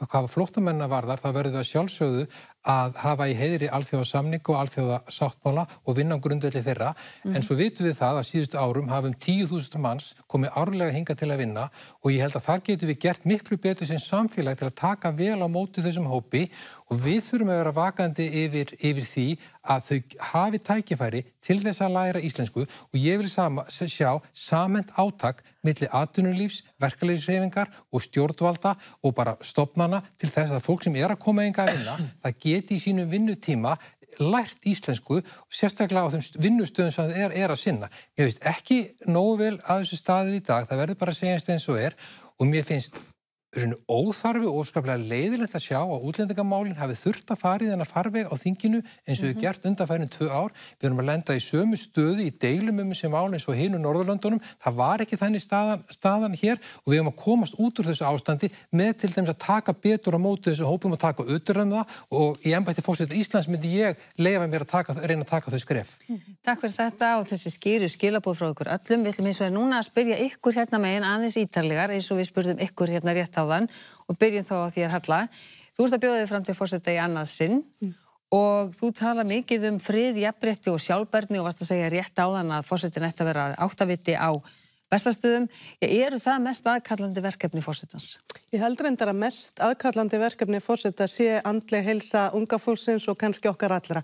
Því að þegar unga fólkin okkar líður ekki vel, þá líður okkur ekki vel og þá er samfélagsleg heilsa ekki góð. Þannig að ég held að það sé svona stóri þráðurinn sem þarf að eiginlega forseti getur tala fyrir. Og ef að okkur tekst að vinna betur með okkur sjálf og okkar samfélagslegu heilsu, orðræðu í samfélaginu og hvernig við tölum við og hvort annað, að þá held ég okkur séu allir vegir færir til að vera til fyrirmyndar hér innan lands á þessum sviðum. Við erum í rauninni fjársjóðskista fyrir sjálfbær verkefni og fyrirmyndum allan heim í því, sömuleiðis í jafnrétti í mjög víðum skilningi þess orðs. Og ég ætla bara að taka undir með Ástþóri með friðinn. Ég vil að við veljum að vera friðsæl þjóð og það er að hluta til líka friðsæl þjóð sem kann að tala saman, bera virðingu fyrir ólíkum skoðunum og leiða fólk saman til samtals, en líka vilja að við veljum að standa fyrir frið og ég held að við höfum trúverðuleika til að gera það á tímum þegar allir aðrir eru að velja stríð. En þú hefur líka talað heilbrigt jafnvægi milli heilsu fólks, umhverfis og hagkerfis. Já. Þetta er svolítið óljóst. Já, ég skal bara útskýra það mjög vel. Ég hef unnið síðustu 6 ára á alþjóðavettvangi af því að breyta leikreglunum í viðskiptalífinu. Og í rauninni setja fordæmi að við mælum meira heldur en bara hagnað til skamstíma fyrir hluthafa. Það er ekki það eina sem skiptir máli. Heldur er það vellíðan jarðarinnar sem við þurfum að byggja líf okkar á og allra auðlindana sem þar eru og okkar sjálfra og samfélagsins. Við getum ekki haldið áfram að mæla bara fjárhagslegan hagnað til skamstíma á kostnað framtíðar kynslóða. Það er bara gömul leiðtogabók að halda áfram að gera það. Þannig að mín sýn er í rauninni að við, og ég hef verið að vinna við það með BÍ-tím á alþjóðavettvangi, að við breytum reglunum, hvetjum stjórnvöld til að setja nýjar og aðra reglur sem er að byrja að gerast og að við hvetjum fyrirtæki til að setja góð fordæmi í því hvernig við sinnum að meiri mennsku hvað það er að stunda heiðarleg og góð viðskipti. Takk fyrir það, Helga, við ætlum að fara yfir til þín. Þú ert forstjóri persónuverndar, reyndar í leyfi, og þú talaði nú það áðan aðeins. Sko, er einhver sérþekking úr því starfi sem þú telur að muni nýtast þér á Bessastöðum? Já, það er nokkuð ljóst að því að við erum á miðri tæknuöld. Við lifum í rauninni á tímum berskjöldunar hvað okkar persónuupplýsingar varðar. Þannig að það er búið að nefna hér gervigreind, það sem að fólk hefur í rauninni bent á það að við gætum verið að líta á allt annað samfélag eftir 5 ár heldur en við bara hreinlega þekkjum í dag. Við erum að tala að bara allt sem við þekkjum sem hefðbundin störf, það geti allt verið komið í ákveðna upplausn eftir skamman tíma. Þannig ef það hefur einhver tíman verið mikilvægt að forsetinn á Bessastöðum sé vel að sér í einhverju, þá myndi ég halda að það væri nákvæmlega mín sérþekking sem er það í rauninni, allt sem varðar okkar persónuupplýsingar og hvað mikið er sótt í þær og á þær vegna þess að ef einhver tíman hefur skipt máli að varða friðhelgi einkalífs, að þá er það í dag. Og hvernig sem forseti myndir þú beita? Já, það er náttúrulega stór löggjöf á leiðinni. Nógu stór var nú nýja persónuverndarlöggjöfin sem fór hér svona misjafnlega ofan í fólk. En núna er í rauninni gagnapakki á leiðinni sem er í rauninni margfaldur við þessa persónuverndarlöggjöf. Það er í rauninni, það er ásókn í heilbrigðisupplýsingarnar okkar, fyrirtæki er að setja stað alls konar vinnslu persónuupplýsinga þar sem að allt er keyrt í gagnagrunnum og flutt út allan heim og við erum að tala gervigreindina, það sérstök gervigrindalöggjöf að koma vegna þess að persónuverndarlöggjöfin var ekki talin nægileg og svo framvegis Er þetta ekki bara svona mál sem að Alþingi ætti að taka á? Hvað kemur forsetinn inn í þetta? Þetta er að sjálfsögðu mál sem að Alþingi á að taka á en samtalsvald forseta og samtalsmöguleiki forseta og í rauninni að skilja þræðina í samfélaginu og skilja hætturnar sem eru framundan. Vegna þess að stundum við dálítið svona kannski róleg í tíðinni hér, við tökum svona dálítið mikið allt frá silikondalnum bara óarinn yfir til okkar, en það er svo óbúslega margt sem að bera varast og við hefum svona píldi verið að hrópa út í loftið í persónuverndinni að reyna að segja fólki að passa sig.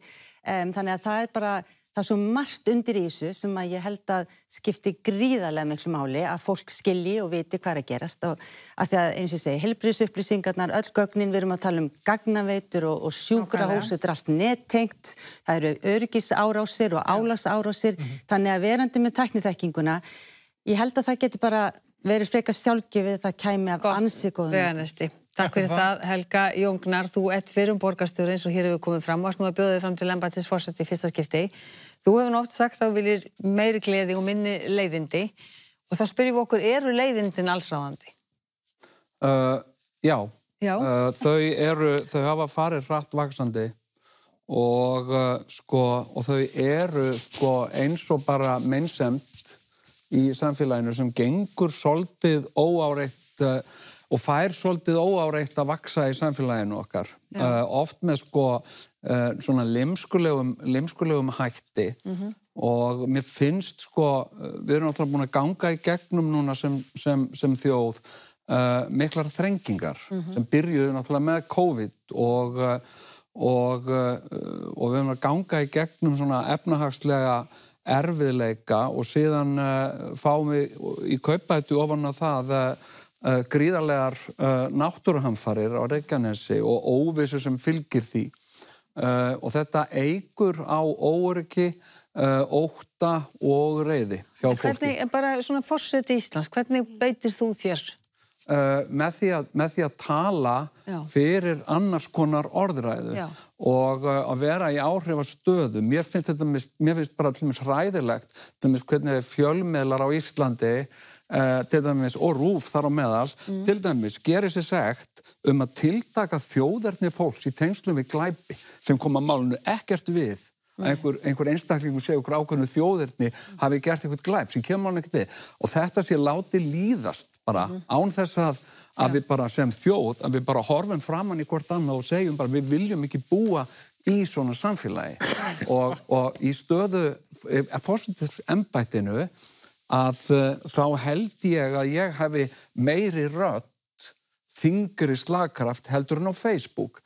Og mér finnst líka bara orðræðan á samfélagsmiðlunum. Samfélagið okkar svo lítið og það eru svo þungir dómar látnir falla og ég hef gert sekur það sjálfur að ég sé eitthvað í fréttum og ég segi eitthvað og svo allt í einu sé ég að það eru 50-60 aðrar manneskjur að segja nákvæmlega sama gagnvart einni manneskju, þetta bara orðið einelti og við erum alltaf orðið þáttakendur í einhverju einelti sem við viljum ekki eða heldum við vissum ekki við værum í. Takk fyrir það. Og Takk Jón, við erum að halda áfram. Takk fyrir þetta í bili. Við tímamælum alla. Við erum að tímamæla alla, þannig að stundu þurfum við að reyna að jafna þetta á milli ykkar. Katrín, það eru nokkra vikur síðan þú sagðir af þér sem forsætisráðherra til að bjóða þig fram í embætti forseta og það er alveg greinilegt á umræðinni að mörgum finnst þetta vera óeðlilegt, þér væntanlega finnst það ekki. Af hverju ekki? Vegna þess að við höfum fjöldamörg fordæmi úr vestrænum lýðræðisríkjum þar sem forsætisráðherrar hafa einmitt yfirgefið embætti sín og boðið sig fram til forseta.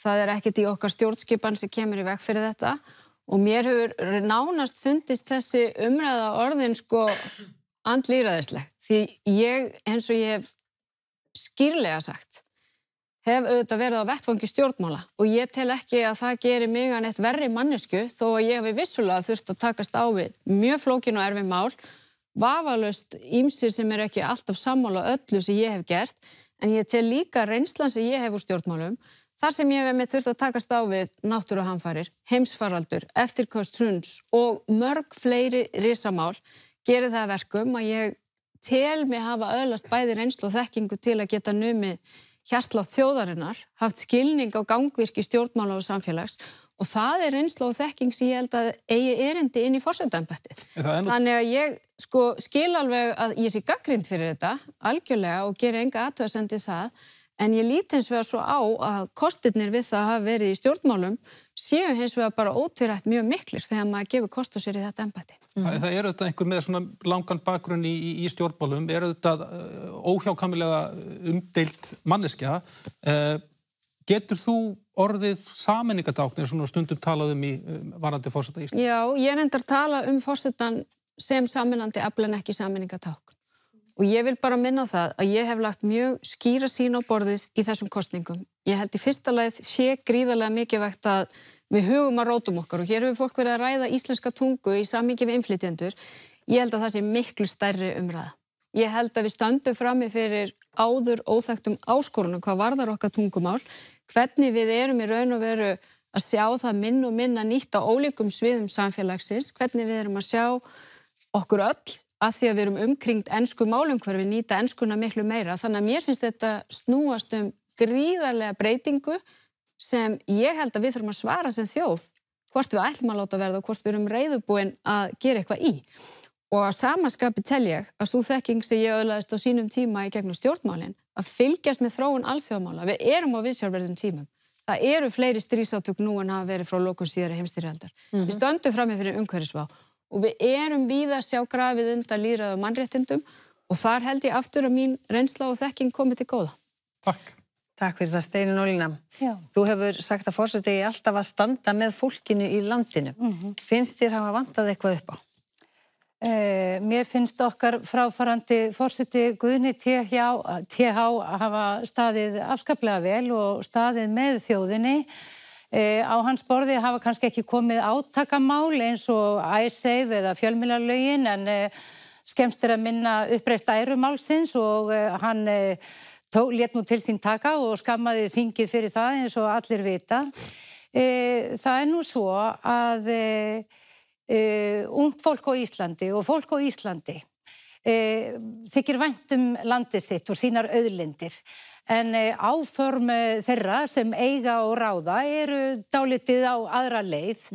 Við erum að sjá það að það eru hugmyndir það að raunverulega að setja í gjafakvóta bæði orku, vatn og hafsauðlindir. Og þess vegna svo mikilvægt að í embætti forseta Íslands verði ekki manneskja úr röðum þeirra sem ráða og eiga, heldur sem getur passað upp á það að þeir sem ráða og eiga komist ekki upp með það að skerða réttindi landsmanna, hvað varðar auðæfi eða skemma náttúru og land til frambúðar. En ertu að segja meðframbjóðendur þínir hér ráði og eigi? Hvað segirðu? Ertu að segja meðframbjóðendur þínir hér ráði og eigi? Nei, að sjálfsögðu ég að tala þau öfl í samfélaginu sem hér öllu stjórna. Hér ráðherraræði, ríki í ríkinu og ég get tekið undir það sem Ásþór sagði og Arnar að það sem við fylgjumst með á Alþingi kannski ekki alveg mjög góð leiksýning vegna þess að það alveg augljóst að ekki fer saman hljóð og mynd þegar við horfum á stefnu ríkisstjórnarinnar og svo hins vegar hvað í bígerð í frumvörpum í orku og auðlindarmálum. Og þess vegna það svo mikilvægt að við fáum forseta sem óháður og getur staðið með þjóðinni gagnvart valdinu. Sveinn Björnsson, okkar fyrsti forseti, hann með þjóðina að baki eftir að hafa verið forseti inn í þinginu, hann var píndur til að verða forseti og hann sá það eftir að hann hafi verið forseti valinn af þinginu að þetta gekk ekki. Þjóðin varð að hafa málsvara utan þingsins og þetta núna, finnst mér algjört grundvallaratriði. Hvernig sem þessar kosningar fara, þá verðum við að velja forseta sem við treystum til þess að standa með hagsmunum þjóðarinnar alltaf. Viktor, þú hefur sagt að þú vilja beita þig fyrir því að ráðherrar sitji ekki sem þingmenn. Hvernig ætlar það að beita þig fyrir því að þú nær kjöri sem forseti? Til að byrja með það var þetta bara svona hentut slagorð, enga þingmenn sem ráðherra, en stjórnarskráin gefur það í skyn að það hér sé þrískipti ríkisvald, þetta bara hugmynd Montesquieu. Ég hugsa að ég ætla ekki að bjóða fram mínar geðþótta ákvarðanir. Ég ætla ekki að þykjast vera einhver snillingur í því að skipa ráðherra. Maður gerir það bara í samræði við þingið eins og aðrir forsetar. En ef að þingið gerir ekki annað en að tilnefna sín eigin meðlimi alltaf í þessar stöður, þá gerir maður bara þá lágmarkskröfu og allan að segja á sér þingmennskunni, þá geta það tekið við ráðherraembættinu, við getum haldið áfram allt í góðu. Ég held að það var náttúrulega bara þitt framboð staðfest í gær og þú ert nú kannski einn af frambjóðendur sem hvað minnst þekktur svona meðal þjóðarinnar. Einhver önnur mál sem að þú vilt setja á oddinn? Ég með 3 stefnumál. Ég tel að vera frekar skýr. Byggjast öll á því að taka mig út úr myndinni og geðþótt ákvarðanir forsetans. Sem sagt, ráðherrar fá ekki sinna þingmennsku, sama úr hvaða kjördæmi koma, sama á hvaða lista, þetta bara gildi fyrir alla, annars ætla ég ekki að skipta mér að því. Að þjóðin fái 10% kosningarétt, málskotsréttin, mjög berast 10% mótmæli, sendum við bara í þjóðaratkvæðagreiðslu, útkljáum málið og höldum áfram. Ef ekki, þá bara skrifa ég undir þau. Aftur ég að taka mínar stjórnmálaskoðanir og geðþótt ákvarðanir bara út úr myndinni og það þriðja það sem ég kalla týndu þingsætin. Það allir svo hópur fólk sem mætir á kjörstað, fær kjörseðil, fyrir inn í kjörklefa, kemur út, setur hann í kjörkassa og fær ekki fulltrú á Alþingi. Og það eru þeir sem að skila auðu, þeir sem skila ógildu og þeir sem kjósa stjórnmálasamtök sem að ná ekki 5% á landsvísu. Allur þessu hópur hefur ekki veitt neinum á Alþingi sitt umboð til þess að tala sínu máli og svo bara frambjóðandur öðrum listum sem að setjast í sætið þeirra og láta eins og ekkert sé. Þetta bara allt mjög klift og skorið hjá þér. En þetta hljómar samt svolítið þannig eins og sko, það sem út að segja að þú sést kannski frekar að tala fyrir stjórnarskrárbreytingum heldur en þú endilega verið að forseti. Ef þetta væru stjórnarskrárbreytingar sem eru samþykktar, það væri engin ástæði fyrir að ég þetta bjóða mig fram. En innan stjórnarskránar þá það alveg innan valdsviðs forsetans að bjóða þetta bara fram sem stefnu. Þá væri þetta ekki stjórnarskrárbreyting, þetta væri engin regla, ég myndi þurfa að fylgja henni eftir. Þetta tiltölulega einfalt, þetta svart á hvítu. Ég myndi aldrei komast upp með að fylgjast ekki, af því að það vita allir að ég sé að ljúga. Þannig að, já, það myndi það bara gilda í 4 ár meðan ég væri og svo bara sjáum við til eftir það. Takk fyrir það. Viktor. Við ætlum að fara í, halda áfram með spurningar frá ykkur eins og þau voru með áðan. Við ætlum að byrja á þér, Arnar, stutt og laggóð spurninga og eitthvað með frambjóðanda þinna. Já, mín spurning lítur að hæfi og vanhæfi. Ég rak lögmannsstofu í nokkur ár með Ragnar Aðalsteinsinni og hann náði með honum og læriði margt af Ragnari, frábær maður.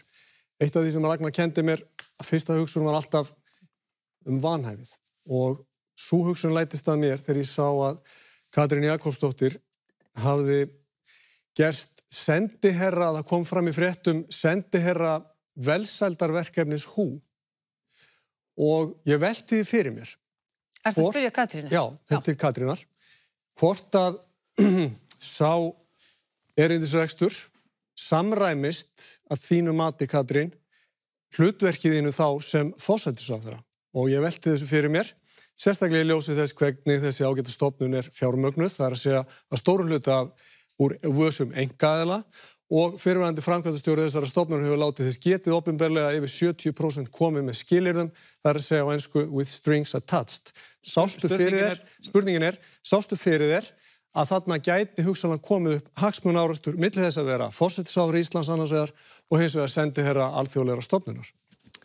Mér finnst nú bara rétt að gera grein fyrir því að þetta hlutverk snýst nú það að vera erindreki ákveðins verkefnis sem velsældarverkefni sem ég hef auðvitað beitt mig fyrir á vettvangi stjórnmálana mörg undanfarin ár og snýst það einmitt að við metum samfélag okkar út frá breiðari kvarða en eingöngu hinum efnahagslega, að við fylgjumst með geðheilbrigði, að við fylgjumst með húsnæðisöryggi og mælum það og setjum fram velsældar áherslur og þetta köllum við velsældar í raun og veru svona velsældar hagkerfi og þar hefur Ísland verið í fararbroddi ásamt nokkru ríkjum, Nýja-Sjálandi, Skotlandi, Finnlandi.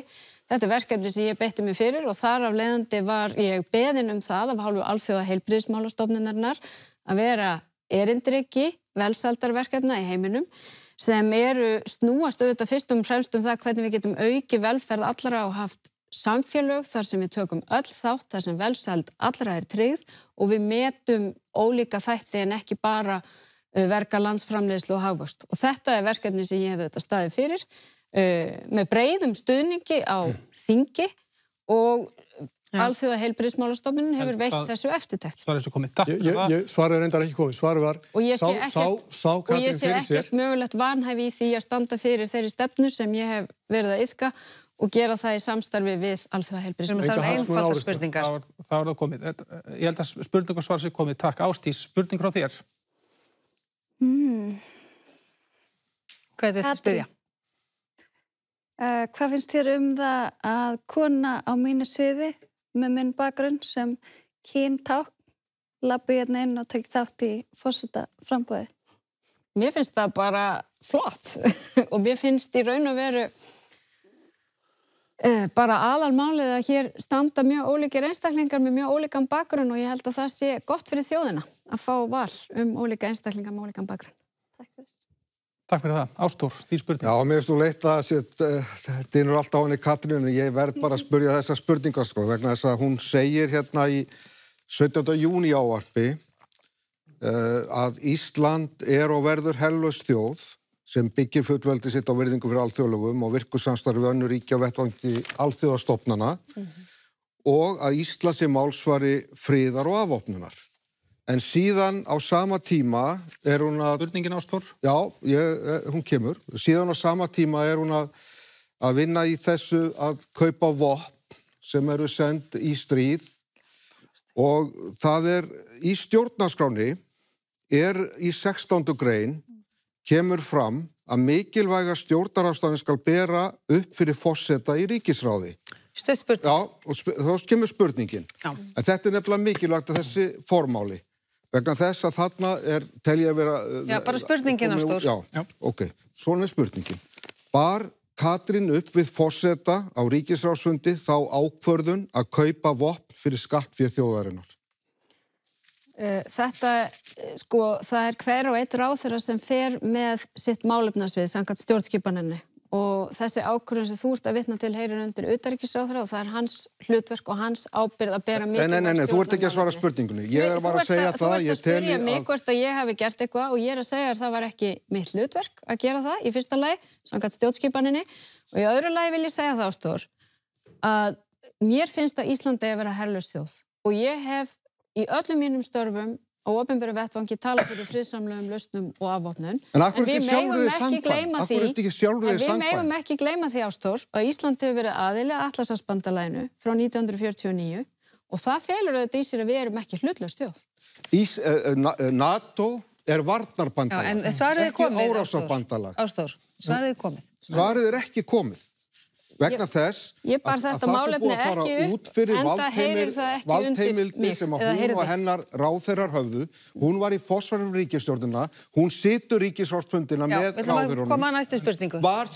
Þessi spurning var ekki borin fyrir forseta. Það stjórnarskrárbrot. Já, Baldur Þórhallsson, hvernig ætlar þú að spyrja? Mér langar svo eiginlega bara að spyrja þau öll, en ég ætla ekki að gera það. Ég er svo sannfærður það að forseti geti látið gott af sér leiða með því að taka raunni virkan þátt í samfélagsumræðinni á þess að skipta sér að löggjafarstarfinu og með því til dæmis að ég þarf að örtuða formála með því til dæmis að forgangsraða eins og Vigdís gerði í málefni barna, náttúruverndar og tungumálsins, hvernig Guðni hefur stigið inn í umræðina mannréttindamál þegar ákveðin hópa í samfélaginu verið hallað. Mér finnst það skipta máli. Mér langar að beina spurningu til Höllu Tómasardóttur og spyrja hana í tengslum við þessi mál, hvert þitt fyrsta embættisverk? Að bjóða næstu kynslóð til samtals á Bessastöðum. Ég held að við séum að taka ákvarðanir í dag sem varða þeirra framtíð á mestu umbreytingartímum sem við höfum nokkuð tíðan átt. Ég myndi helst vilja hafa eldra fólki okkar líka með, nýta reynslu þeirra á visku. Ég vil fá þetta samtal áttavitan og langtíma sýnin í öllum þessum stóru málum.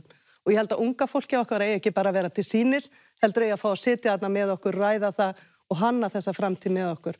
Og ég held að við eigum að nýta reynslu eldri borgara sem í miklu mælum finnst þeir vera afskiptir í okkar samfélagi en hafa mikla visku og reynslu fram að færa með okkur. Þannig að við höfum meiri þáttöku í að móta þessa langtíma sín. Við erum frábæri í þetta reddast, þetta samfélag. En við erum ekki góði í að móta langtíma sín fyrir stóra og mikilvæga málaflokka. Og við þurfum að gera það öðruvísi en áður. Það ekkert einhver einn að vettvangi stjórnvalda fara að segja förum þangað. Heldur þurfum við stjórnvöld, almenningur í landinu, menntastofnanir og atvinnulífið að koma saman í að móta þessa langtíma sín í stóru málaflokkum. Þannig að ég myndi byrja á þessu samtali og byrja á að ræða þessi grunngildi, heimsækjagildin frá 2009, tryggja að þau endurspegli allar kynslóðir. Þetta það sem ég myndi kalla kynslóðajafnrétti. Takk fyrir það alla. Eiríkur, spurning frá þér.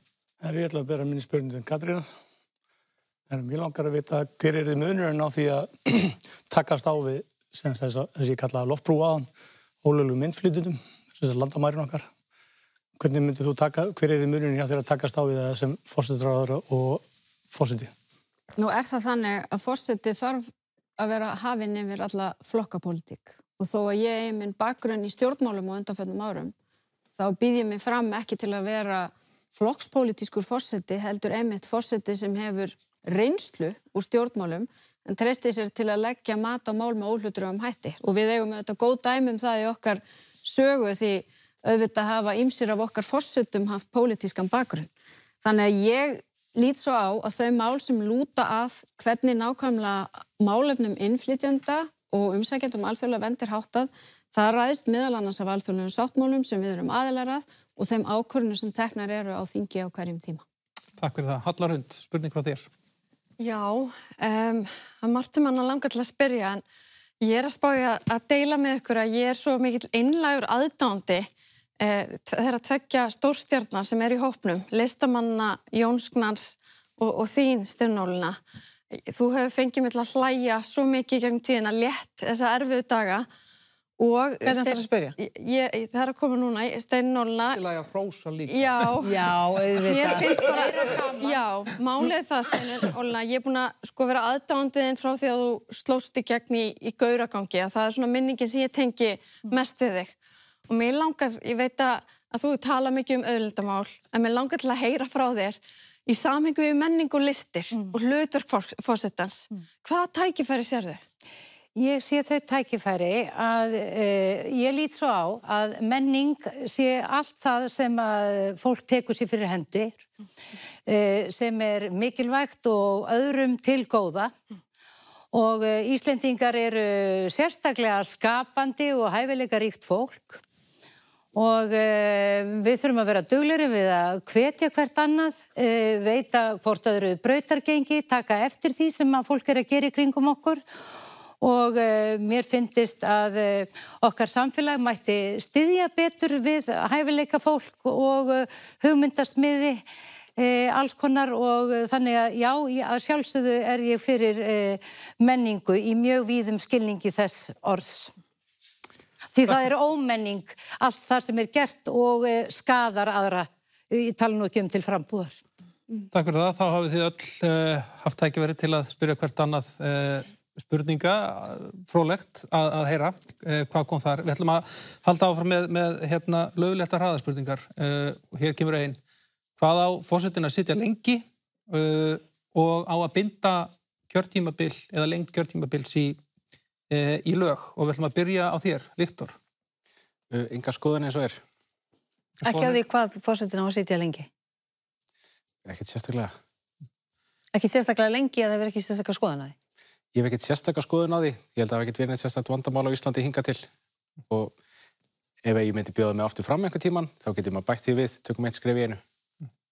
2 til 3 tímabil að hámarki. Það þarf hver að þekkja sinn vitjunartíma og ég myndi treysta mig til að skynja það þegar fólk væri búið að fá nóg af mér. Já. En finnst þér að festa það í stjórnarskrá? Það eru hugmyndir upp það, 2 tímabil ekki satt í nýju stjórnarskráni. Ég get svo sem sagt að ég sé sammála því hvernig það þar. Mér minnir það að séu 2 tímabil þar. Þau voru þá lengt, já. Katrín. Já, ég myndi telja hæfilegan tíma 8 til 12 ár og ég hef auðvitað lagt það til við þingið að það sé sett hámark, það að segja 2 6 ára tímabil og hámark 12 ár. Jó. Ég ekki svo viss það. Auðvitað bara fínt ef að forsetar sitja í kannski 12 ár, 8 eða 12 ár, en af hverju ættum við að losa okkur við góðan forseta því að hann var einhvern veginn runnin út á tíma ef hann var að gera gagn og allir væri rosa ánægðir með hann.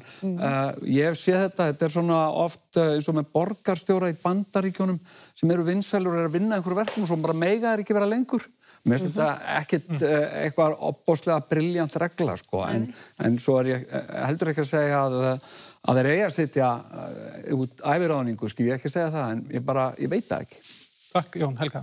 Já, þetta spurning, mín lífskoðun svo að fólk eigi ekki að sitja lengi að sömu völdum, svona almennt. Þannig að ég myndi hallast af því að þetta væri kannski njörfa niður í 2 eða 3, en eins og Jón Gnarr bendir á að ef við fáum alveg hreint frábæran einstakling, hvað þá? En svona í grunninn ekki vera of lengi og svona einhver vitunartími þarna, hvort sem það eru 2 eða 3 kjörtímabil. Halla. Já, ég myndi taka undir með Katrínu og segja 8 til 12 ár sé hæfilegur tími og það væri gott að endurskoða þetta í stjórnarskrá vegna þess að völd geta spillt jafnvel þeim sem eru vel meinandi ef við haldið þeir á þeim í of langan tíma. Ég held því mikilvægt að sé ákveðin stöðuleiki í kringum þetta embætti og þar að leiðandi sé þetta í kringum 3 kjörtímabil eða svo og ég held að sé líka mikilvægt að festa einhver efrimerk í stjórnarskrá eins og var gerð til að áður. En ég tek undir það. Eiríkur. Mér finnst það óþarft að vera að setja einhver tímabil á forseta. Ég meina það eru kosningar og þá getur þjóðin bara ákveðið hvort þeir vilja hafa mannin áfram eða ekki eða manneskjuna. Og síðan finnst mér að ef við ætlum að fara að lengja kjörtímabilin, þú líklega áttu við þá 4 eða 6 ár sem algengt út í heimi. Þá finnst mér að það ætti að gera fyrst eftir að við erum búin að aðskilja öll ríkisvöldin. Baldur? Mér finnst nú við eigum nú bara að horfa til næstura 4 ára í reynd. En á sama tíma þurfum við að hafa það í huga að sagan hefur kennt okkur að völd spilla og völd spilla illilega, þannig að það er ágætt að hafa einhver takmörk á þessu. En að því sögðu, þá finnst mér ekkit endilega að forsetaframbjóðendur eða forseti eigi að vera mikla skoðanir á því hver völd forsetan eigi að vera, hver forsetan eigi að vera. Þetta á að vera í höndum þingsins og þjóðarinnar. Ástór? Já, tvímælalaust finnst mér eigi að setja takmark á það hvað þetta getur verið mörg kjörtímabil. Mér finnst hugmyndin 2 kjörtímabil mjög góð, en ég persónulega myndi ekki vilja setja nema 1 kjörtímabil. Ég er sammála því, völd spilla og það er hollt lýðræðinu á 4 ára fresti er kjörinn nýr forseti. Forsetin okkar er hornsteinn þjóðfélagsins, hornsteinn lýðræðisins. Og að vera með forseta hérna í áratugi jafnvel, eins og þekkist í einræðisríkjum, er bara vanvirðing við lýðræðið. Takk. Ásdís? Mér finnst 4 ár of lítið. Mér finnst það mætti alveg hækka í 6 og mér finnst 12 vera svona hámarkið. Já. Og já, það mætti alveg setja þetta niður í stjórnarskránna. Arnar? Já, það er gott að ræða þetta, en það er líka gott að minna á það að stjórnarskráin geymir engin ákvæði þetta og gengur bara hreinlega út frá því að það sé lýðræðislegu vilji þjóðarinnar sem að ákvarðar hámarkslengd og forseti verður auðvitað að leggja sínu verk í dóm þjóðarinnar ef hann óskar eftir endurkjöri, þannig að ég hef engar áhyggjur af þessu. Þetta leysir sig sjálft og þarf í sjálfu sig ekki að breyta stjórnarskrá í þessu tilliti. Takk fyrir það. Sem halda áfram? Já, við ætlum að halda áfram og þið eru þetta núna, kosningabaráttan er í algleymingi, þar að segja, hún er að fara á fullt núna, kosningabaráttan, og það er rétt tæpur mánuður til forsetakosningarna sem verða 1. júní. Já. Og við vitum að það er dýrt að bjóða þessu fram til forseta. Og við ætlum bara að spyrja ykkur, hvað gerir þið ráð fyrir að kosningabaráttan ykkar muni kosta og hvernig fjármagniði hana? Við ætlum að byrja þér, Baldur, og fara þannig hring. Já, við erum kannski gert ráð fyrir hún gæti kostað 20 milljónir á þess að maður sjáu fyrir sér öll útgjöld. Við höfum einfallega farið þá leið að kalla eftir framlögum stuðningsmanna. Við erum með stóra og mikla síðu á Facebook, þessu 23.000 stuðningsmenn eru og það er bara svo gríðarlega gaman að sjá raunin bara hver vel hefur tekið í að veita okkur stuðning í margskonar formi með kökubakstri eða útringingaformi og líka fjárframlögum bara litlum fjármunum frá einstaklingum. Það þykir mér allara vænstum. Eiríkur? Ég er búin að eða 300-600 krónur í ljósrit, síðan eitthvað bensín og þetta verður eitthvað 100 skallar örgla. 100 skallar, já. Halla? Já, við höfum verið að vinna þetta í anda framboðsins með þáttöku og samvinnu, fjöldi sjálfboðalega 100 manna sem hafa tekið þátt og kannski tekið undir það er það sem stendur upp úr þegar maður mætir eitthvað út á land og það eru sjálfboðalegar að taka þátt. Ég hef fengið spurningar ákveðin atriði varðandi fjármögnun okkar framboði og auðvitað eru algjör róburður hvað það varðar því að við höfum verið að framleiða við höfum verið að vinna þetta framboð þreytan farin að segja til sín algjörlega með sjálfboða þáttöku og þannig munum við vinna það að sem mestu leyti áfram. Eða engu eða? Hvað mun þetta kosta? Ég veit það ekki nákvæmlega en við erum að fara spart með. Við komum ekki úr baklandi sem að leyfir stór framlög frá okkur persónulega. Þannig að við erum að treysta á fegur lýðræðisins í því að fólk vilji taka þátt. Fólk deili sýninni sem að framboðið hefur. Og það hefur sannarlega sýnt okkur hefur sannarlega séð að það er raunin. Þannig að þú getur ekki svarað einhverjum, gefið okkur einhverju hugmyndum kostnað við framboðið? Ég gerir ráð fyrir þetta hlaupi á einhverjum milljónum. En þá eftir að koma í ljós. Við reynum að fara sparlega með. Höldum áfram. Halla? Já, ég var haggsýnasta húsmóðurinn í síðasta framboði, var með 3. fjárframlögum þeirra Davíðs og Andra og Guðna þá. Og ég ætla að reyna að vera haggsýna húsmóðurinn núna, við höfum ekki farið inn á stórar auglýsingaherferðir, en erum aðeins að bæti í því að maður þarf einhvern veginn að ná skilaboðanum í gegn.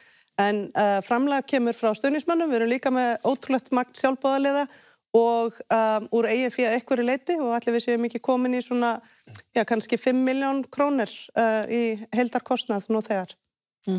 Helga? Já, ég mitt kannski verið mögulega eini frambjóðandinn sem var ekki á samfélagsmiðlum fyrir rúmum 4 vikum síðan. Þannig að það svona, setti svona öðruvísi tón hjá mér og ég mitt ekki verið í stjórnmálastarfi þannig að og unnið verkin svona aðeins hljóðari kannski heldur margir aðri þannig að aðeins hef ég þurft að eyða pening og það hefur svona mestmengnis komið úr eigin vasa. En mikill stuðningur líka, þannig að þetta sé ekki komið svona jafnvel nálægt 7 milljónum sem að komið í þetta núna. Nú þegar? Já, af því að einmitt bara þegar maður ekki búin að vera landsfrægur á Íslandi, þá þarf maður svona aðeins að kynna sína rödd sem að stendur samt af engu öðru heldur en reynslu og þekkingu og hafa þurft að takast á við allskins sem forstjórapersónur í 8,5 ár. Þannig að en Hagstína húsmóðurinn hér líka, þannig við skulum bara sjá hvernig þetta endar. Takk. Jón?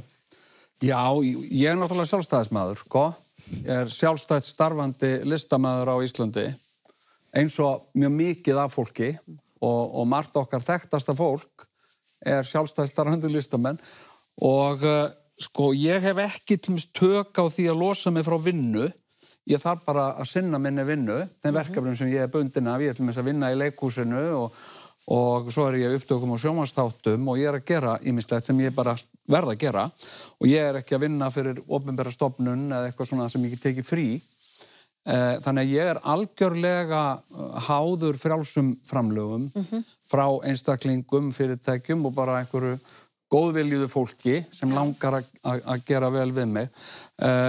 Ég held að við séum búin að nurla saman, mér minnir að sé 3 milljónir. Þakið á þessu 25 milljónir, það má ekki kosta meira. Ég ímynda mér einhvern veginn að þetta muni hjá mér kosta í kringum 10 milljónir. En samt bara... Þú giskar á það? Ég giska á það. Já, Katrín. Takk. Já, við erum nú bara að keyra frekar lágstemda baráttu og ekkert farin af stað öðru en að bara segja frá fundum sem ég að halda. Og það eru auðvitað mjög margir sjálfboðaliðar sem koma að þessu því þeir eru auðvitað land allt og eru að vinna framboðinu. En okkar sýn að þetta einfaldlega sú. Við ætlum ekki að eyða meira en við söfnum. Þannig að við erum bara í raun og vera að meta stöðuna eftir því hvernig það gengur. Og það eru auðvitað litlu framlögin sem telja í raun og vera langt mest í því. Það er að segja svona einstaklingsframlög allavega enn sem komið Þannig að ef þú fær 25 milljónir þá eyður 25 milljónir? Já, við bara ákváðum að setja okkur þetta bara einfalda markmið. Að við ætlum ekki að eyða umfram efni og reyna svona að keyra þetta frekar lágstemt til að byrja með. Steinn? Já, mitt framboð ekki kostað af neinum hagsmunaaðilum, heldur eingöngu með frjálsum framlögum einstaklinga. Ég held að núna sé búið að eyða það bil 400.000 krónum og ég afskaplega þakklát fyrir framlag fólksins í landinu sem hefur verið að styrkja framboðið og ég held að þetta sé lýðræðislegt og gott því æsir gjöf gjalda eins og þar stendur. Viktor, þú tilkynnti bara þitt framboð í gær þannig að þú ert nú alla komin á stað. Ég held ég fari svo sem ekkert af stað. Ég ekki að fara neina kosningabaráttu og ég ætla ekki að berast við neitt. Ég held að stefnumálinn talaði mikið sínu máli. Þegar ég var að safna undirskriftum þá fór ég hringinn. Bíllinn minn eyðir svona 8,5 á 100 og það nánast ég svo fara tvisvar hringinn ef maður tekur Vestfjarðakjálkan. Kannski geri ég það á næsta mánuðinum en ég ekki búin að hugsa það neitt lengra. Þú fær bara á eigin kostnaði? Já. Ætlar að reyna að safna einhverjum peningum frá? Nei, ég ekki að fara að biðja neitt pening. Takk fyrir það. Arnar? Já, hinn kaldi raunveruleiki náttúrulega sá eins og þetta horfið við mér að þjóðþekktir einstaklingar hafa töluvert forskot í svona kosningum og kosningabaráttu og fólk segir við mig okkur ert ekki sýnilegri og okkur auglýsið ekki meira en staðreyndin svo að það verður að halda í beislina þessu leyti og ég hef gert ráð fyrir að reyna að hafa þetta eins lágstengt og ég mögulega get. Þannig að ég að stefna að því að halda þessu í, fara ekki yfir 15 milljónir, en ég verð sennilega að fara í það til þess að fólk viti hver ég og fyrir hvað ég stend. Ásdís? Já, ég hef kannski smá forskot á hérna, það sem ég veltakt og með ágætt fjölmiðla vald, get gert það sem sýnist nokkurn daginn. Ég ekki farin að eyða neinum neinum upphæðum af peningum ennþá en kosningabaráttan var að byrja og ég var einmitt að stofna í gær Karolína Fund. Það sem sagt söfnun fyrir kosningabaráttunum mína. Þannig að allir þeir sem vilja styrkja mig geta farið inn á karolínafund.is og lagt sitt á mörkum. Og engar svona áætlanir mögulegan kostnað? Ég ætla bara að eyða eins miklu ég get. Fyrir eftir hvað ég fæ mikið. Ásþór? Já, ég var nú 96, fyrir 28 árum, þá gaf ég út þessa bók og dreifði á öll heimili landsins og menn telja að mitt framboð hafi kostað 100 milljónir á núvirði. Og sem betur fyrir þá þarf ég ekki að gera þetta núna vegna þess að bókin rafræn núna og hún til í uppfærið útgáfu á vefnum núna.is og þar erum við líka að selja rosa flottar húfur og bóli og hattrætt sem fólk getur unnið bíl og það getur með að tekið þátt bara í leik, svara einni spurningu og fengi með í hattrættinu fyrir bara það. Þannig að ég fæ fullt af traffíkin á síðuna og fólk að kaupa þessa vörur af okkur og ég vona bara á næstunni sjáu þið Ásþór forseta húfur út allt. Og þá veit fólk að þarna eru aðalega sem að styrkja mitt framboð. Og það mætti til minn einn maður bara out of the blue með 100.000 kall. Já. Og það var bara flott. Þú giskar ekki á neitt þú ert búin að eyða nú þegar? Sko ég, fyrir þessum 30 árum, þá fékk ég þessar vitranir og þessar sýnir og ég bara gekk á blómlegu fyrirtæki, seldi einkaþóttun og fjármagnaði þetta. Já. Og ég fer ekkert með þessa peninga neitt með mér, sko. Nei. Spurning hvort þú fjárfestir í mínu framboði og ég tek viðmálinn. Fleiri hérna? Ég lét alla frambjóðendur 1996 fá þessa bók. Já. Og ég ætla bara að bjóða ykkur, ef þið viljið taka friðarmálin, þá endilega. En fáum við ekki húfur líka? Fáum við húfur og bóli og allt saman. Og mitt framboð snýst ekki mig, það snýst að virkja embætti forseta Íslands til friðarmála. Hver sem gerir það. Takk, Ásþór. Herru, við ætlum að fara yfir í annað. Og við ætlum að reyna að vera svolítið snöggu núna því að það kvöldi líður svo hratt og það verið langur tími í byrjun en hluti starfforsetans fer fram á erlendri grundu. Og við ætlum bara að spyrja ykkur hvaða áherslur verður þið með á erlendri grundu þar að segja, finnst ykkur að til að mynda forsetinn að greiða götu íslenskra fyrirtækja í útlöndum og eða á hann að tengjast vetur utanríkisstefnu stjórnvalda. Byrjum á þér Katrín, tökum þennan hring. Já, það auðvitað Alþingi sem mótar utanríkisstefnuna og það mjög mikilvægt að hafa það í huga. En forseti hefur auðvitað lykilhlutverk að gegna við það einmitt að gæta hagsmuna Íslands, bæði samfélags- og atvinnulífs.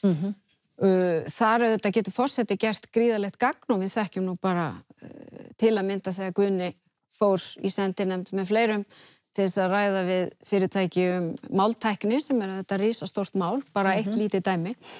Þannig að ég held að forseti eigi að sjálfsögðu að vera fulltrúi samfélags, atvinnulífs, menningar, íþróttalífs á erlendri grundu en það sem ég vil líka segja að ég held að skipti mál að forseti geti brugðist við ef einhver slík mál koma upp að hans atbeina þörf í alþjóðlegu samstarfi og það þekkjum við þetta frá árunum eftir hrunum, við þekkjum það líka til að mynda bara í heimsfaraldri. Þá þurfti Ísland í raun og veru að beita öllum sínum kröftum til þess að tryggja líf og heilsu fólks og það fól meðal annars í sér gríðarlega alþjóðleg samskipti þannig að þar þarf þetta forseti líka að geta verið til staðar. Og sýnilegur. Steinunn Ólína. Já, forseti Íslendingar eiga að vanda valið á vinnu. Við skulum orða það þannig. Og við eigum að eiga í góðum samskiptum við friðsælar þjóðir sem að virða lýðræðið og mannréttindi. Forseti að sjálfsögðu gengur erinda þjóðar sinnar með því að kynna það sem að gerast á Íslandi, leiða okkar frábæra fólk og kynna það fyrir fólki og erlendri grundu. Raunverulega gera allt sem hann getur til þess að gera veg og hag þjóðarinnar sem mestar. Svo lengi sem það eitthvað sem þjóðinni allri til hagsbóta. Takk. Viktor. Gæti ég fengið að heyra spurningar á þér? Já, bara við erum að velta fyrir okkur starfi forseta á erlendri grundu, hvort að, til að mynda hann eigi að greiða götu íslenskra fyrirtækja eða svona hvert hlutverk forsetan sé erlendis? Eins og ég skilða þá hefur hann ekkert hlutverk erlendis, hann forseti lýðveldisins Íslands. Og að vera hér heima? Ég meina, það drösla hólm í einhverja ferðir, mér finnst það bara virka alltaf falskt. Já, það þitt svar. Hann ekkert sérfræðingur í neinu og eins og ég segi, það hljóma svona eins og eitthvað pundhlutverk, frekar bara að fá það einhverja sérfræðinga í það til þess að kynna ákveðin málefni sem í gangi. Einmitt. Takk fyrir það. Arnar. Já, frumskylda forseta lýðveldisins að mínum mati snýr inn á við, gagnvart íslensku samfélagi, íbúum Íslands. Ég held að við þurfum að hafa raunsætt mat á það hvað forseti Íslands getur gert. Ísland hefur íbúatölu sirka held ég á við Hull í Bretlandi. En að því sögðu, þá held ég að þar sem að forseti kemur í útlöndum og þar sem hann fær að taka til máls, þá er hann að vera rödd friðar og sátta og sú rödd á alltaf rétt á sér og hún á að hljóma sig víðast. Takk fyrir það, Ásdís. Ég held að það sé mjög áríðandi að forsetinn sé virkur í að kynna land og þjóð erlendis og okkar auðlindir og þetta bara gildi það sama Ísland allt eins og öll fyrirtæki. Það þarf að stækka út kvíarnar og það þarf að markaðssetja okkur betur og já, ég algjörlega á því að hann þurfa að vera mjög virkur erlendis. Nú hefur þú verið mikið í útlöndum þannig að þú ert að tala af ákveðinni reynslu. Ég ger það, já. Ég er búin að vera í mikið að sjósviðtölum og þú sér heilu hópana breyta álit og þú getur haft áhrif á svo marga til þess að koma inn bara til þess að styrkja okkar efnahagslíf. Ég held að það skiptir miklu máli. Þannig að forsetinn á að vera með sýnilegur í útlöndum. Já. Finnst þið skipta máli hvernig hann talar, hvernig hann kemur fram og hvað hann talar á erlendri grundu? Hann á sérstaklega náttúrulega að tala bara landið okkar, menningu, sögu, náttúru auðlindir og bara kynna landið. Og finnst þér hann að tala í samræmi við utanríkisstefnu stjórnvalda eða má hann hafa sína eigin stefnu? Ég bara veit ekki hver hún er, því mér. Ástór, hvað segir þú? Já, Ísland hefur mikilvæg tækifæri og mikilvæg hlutverk að gegna. Við getum ekkert hort bara á inn á við. Við erum hluti af alþjóðlegu samfélagi og við fengum frið í vöggugjöf á árið 1000 á Þingvöllum, á Alþingi Íslendinga. Þá var gerð sátt trúmálin sem leysti afstýrði borgarastyrjöld og þetta bara raunverulega eins og jólaguðspjallið fyrir mér, sem boðskapur Íslandinga til alheimsins og þetta munur leið, forseti Íslands til ég að vera þessi fánaberi og það mun svo í framhaldinu greiða fyrir alls konar viðskiptum, ferðaþjónustunni, nýsköpun frá landinu, það mun koma mjög mikið í kjölfarið og ég er líka að tala annað, ég er að tala það að hinga til lands, flytji stofnanir, tengdar starfi Sameinuðu þjóðanna, mannréttindastofnunum, friðarstarfi, friðargæslan, til dæmis bara á Ísafirði, gæti risið upp þjálfunarstöð fyrir friðargæslan út af landslæginu og þar þegar háskóli á Ísafirði sem með námskrá frá kanadískum háskóla og sá háskóli til dæmis kennir friðarfræði, það er mjög auðvelt og svona getum við út allt land byggt upp nýja starfsemi, þetta geti byggt upp nýjan atvinnuveg yfir 600 milljarða virði með yfir 20.000 störfum. Takk fyrir það, Ástór. Baldur. Ég fagna þessari spurningu alveg sérstaklega því ég tel að forseti hafi mikilvæg hlutverk að gegna við að tryggja hagsmuni Íslands erlendis og líka þannig við getum látið gott af okkur leiða. En ég frá því að ég var í doktorsnámi í stjórnmálafræði í Bretlandi fyrir þetta núna rúmlega 30 árum sérstaklega lagt mig fram það að skoða hvernig lítil ríki í Evrópu tryggja hagsmuni sína. Ég hef sérstaklega að skoða Norðurlöndin í þessu samhengi og það til dæmis ákveðna aðferði sem hinn Norðurlöndin beita með mjög góðum árangri og eru mjög áhrifamikil innan Sameinuðu þjóðanna og ég vil taka þessa reynslu mína og rannsóknir með mér í farteskinu og það sem Norðurlöndin gera hins vegar gera til dæmi einstaklega vel þau forgangsraða tilteknum málum svo vinna þau heimavinnuna sína, þau standa fremst meðal þjóða þegar kemur til dæmis að jafnréttismálum og ef við gerum það og stöndum til dæmis fremst meðal þjóða þegar kemur málum barn og ungmenna, sjálfbæri nýtingu náttúruauðlinda og sýnum fram á virkilegan árangur í heima, þá getum við tala fyrir þessum málum erlendis, síðan í þriðja lagi, þá þurfum við að mynda bandalög með vinaþjóðum okkar á Norðurlöndunum og ég myndi í embætti forseti Íslands ekki hika við að tala fyrir aukinni norrænni samvinnu, nánari samvinnu við hinn Norðurlöndin sem sérstaklega núna kallað á vettvangi Norðurlandaráðs vegna þess að Norðurlöndin tala fyrir friði, Norðurlöndin tala fyrir því að við opnum dyr heimsins og við getum lyft grettistaki saman, einu sér kannski náum við ekki miklu, en saman með Norðurlöndunum getum við áorka miklu. Takk fyrir það. Eiríkur. Það náttúrulega hluta af valdsviðið forsetans eru utanríkismál og það náttúrulega sjálfsögður að hann á að beita sér það fyrir þjóðinni, til hags þjóðarinnar. Og þar náttúrulega getur hann tekið helst á, sem ég finnst ábringt á Íslandi, við fáum meiri fjölbreytileika í atvinnumálum okkar, hvort það sé eina eða öðru. Það orðið svolítið stórt það sem ferðaþjónustan með 45% af veltulandsins, eiginkomulandsins á garni orða. Og það náttúrulega sjálfsagt að forsetin beiti sér við þessum málum, hvort það sé menntun og sviðið eða öðru og eigi góðri samvinnu þar við erlend öfl. Og hvernig sérðu fyrir þér að forsetinn gera þetta? Hann gerir þetta náttúrulega með að fara í ferðir erlendis og koma sér í góð samskipti fólk sem með þessum hlutverki og því sem að forsetin ætlaði sér. Finnst þér þetta mikilvægur þáttur í starfi forseta? Það það. Takk fyrir það. Já, ég ætla að byrja að hnýta við síðustu spurningu að ég fengi auðvitað frjáls framlög frá ólíkum aðilum og treyst á þau fyrir mitt framboð. En varðandi utanríkismálin að þá ég sammála því sem hefur komið fram hér víða að forsetinn þarf að tala í takt við utanríkisstefnu Íslands og forsetinn hefur mjög mikilvægt hlutverk þegar við horfum á alþjóðavettvang. Hann hefur það hlutverk að tala fyrir gildunum okkar, gildum mannréttinda, friðar, sjálfbærðar, auðlindanýtingar og svo framvegis.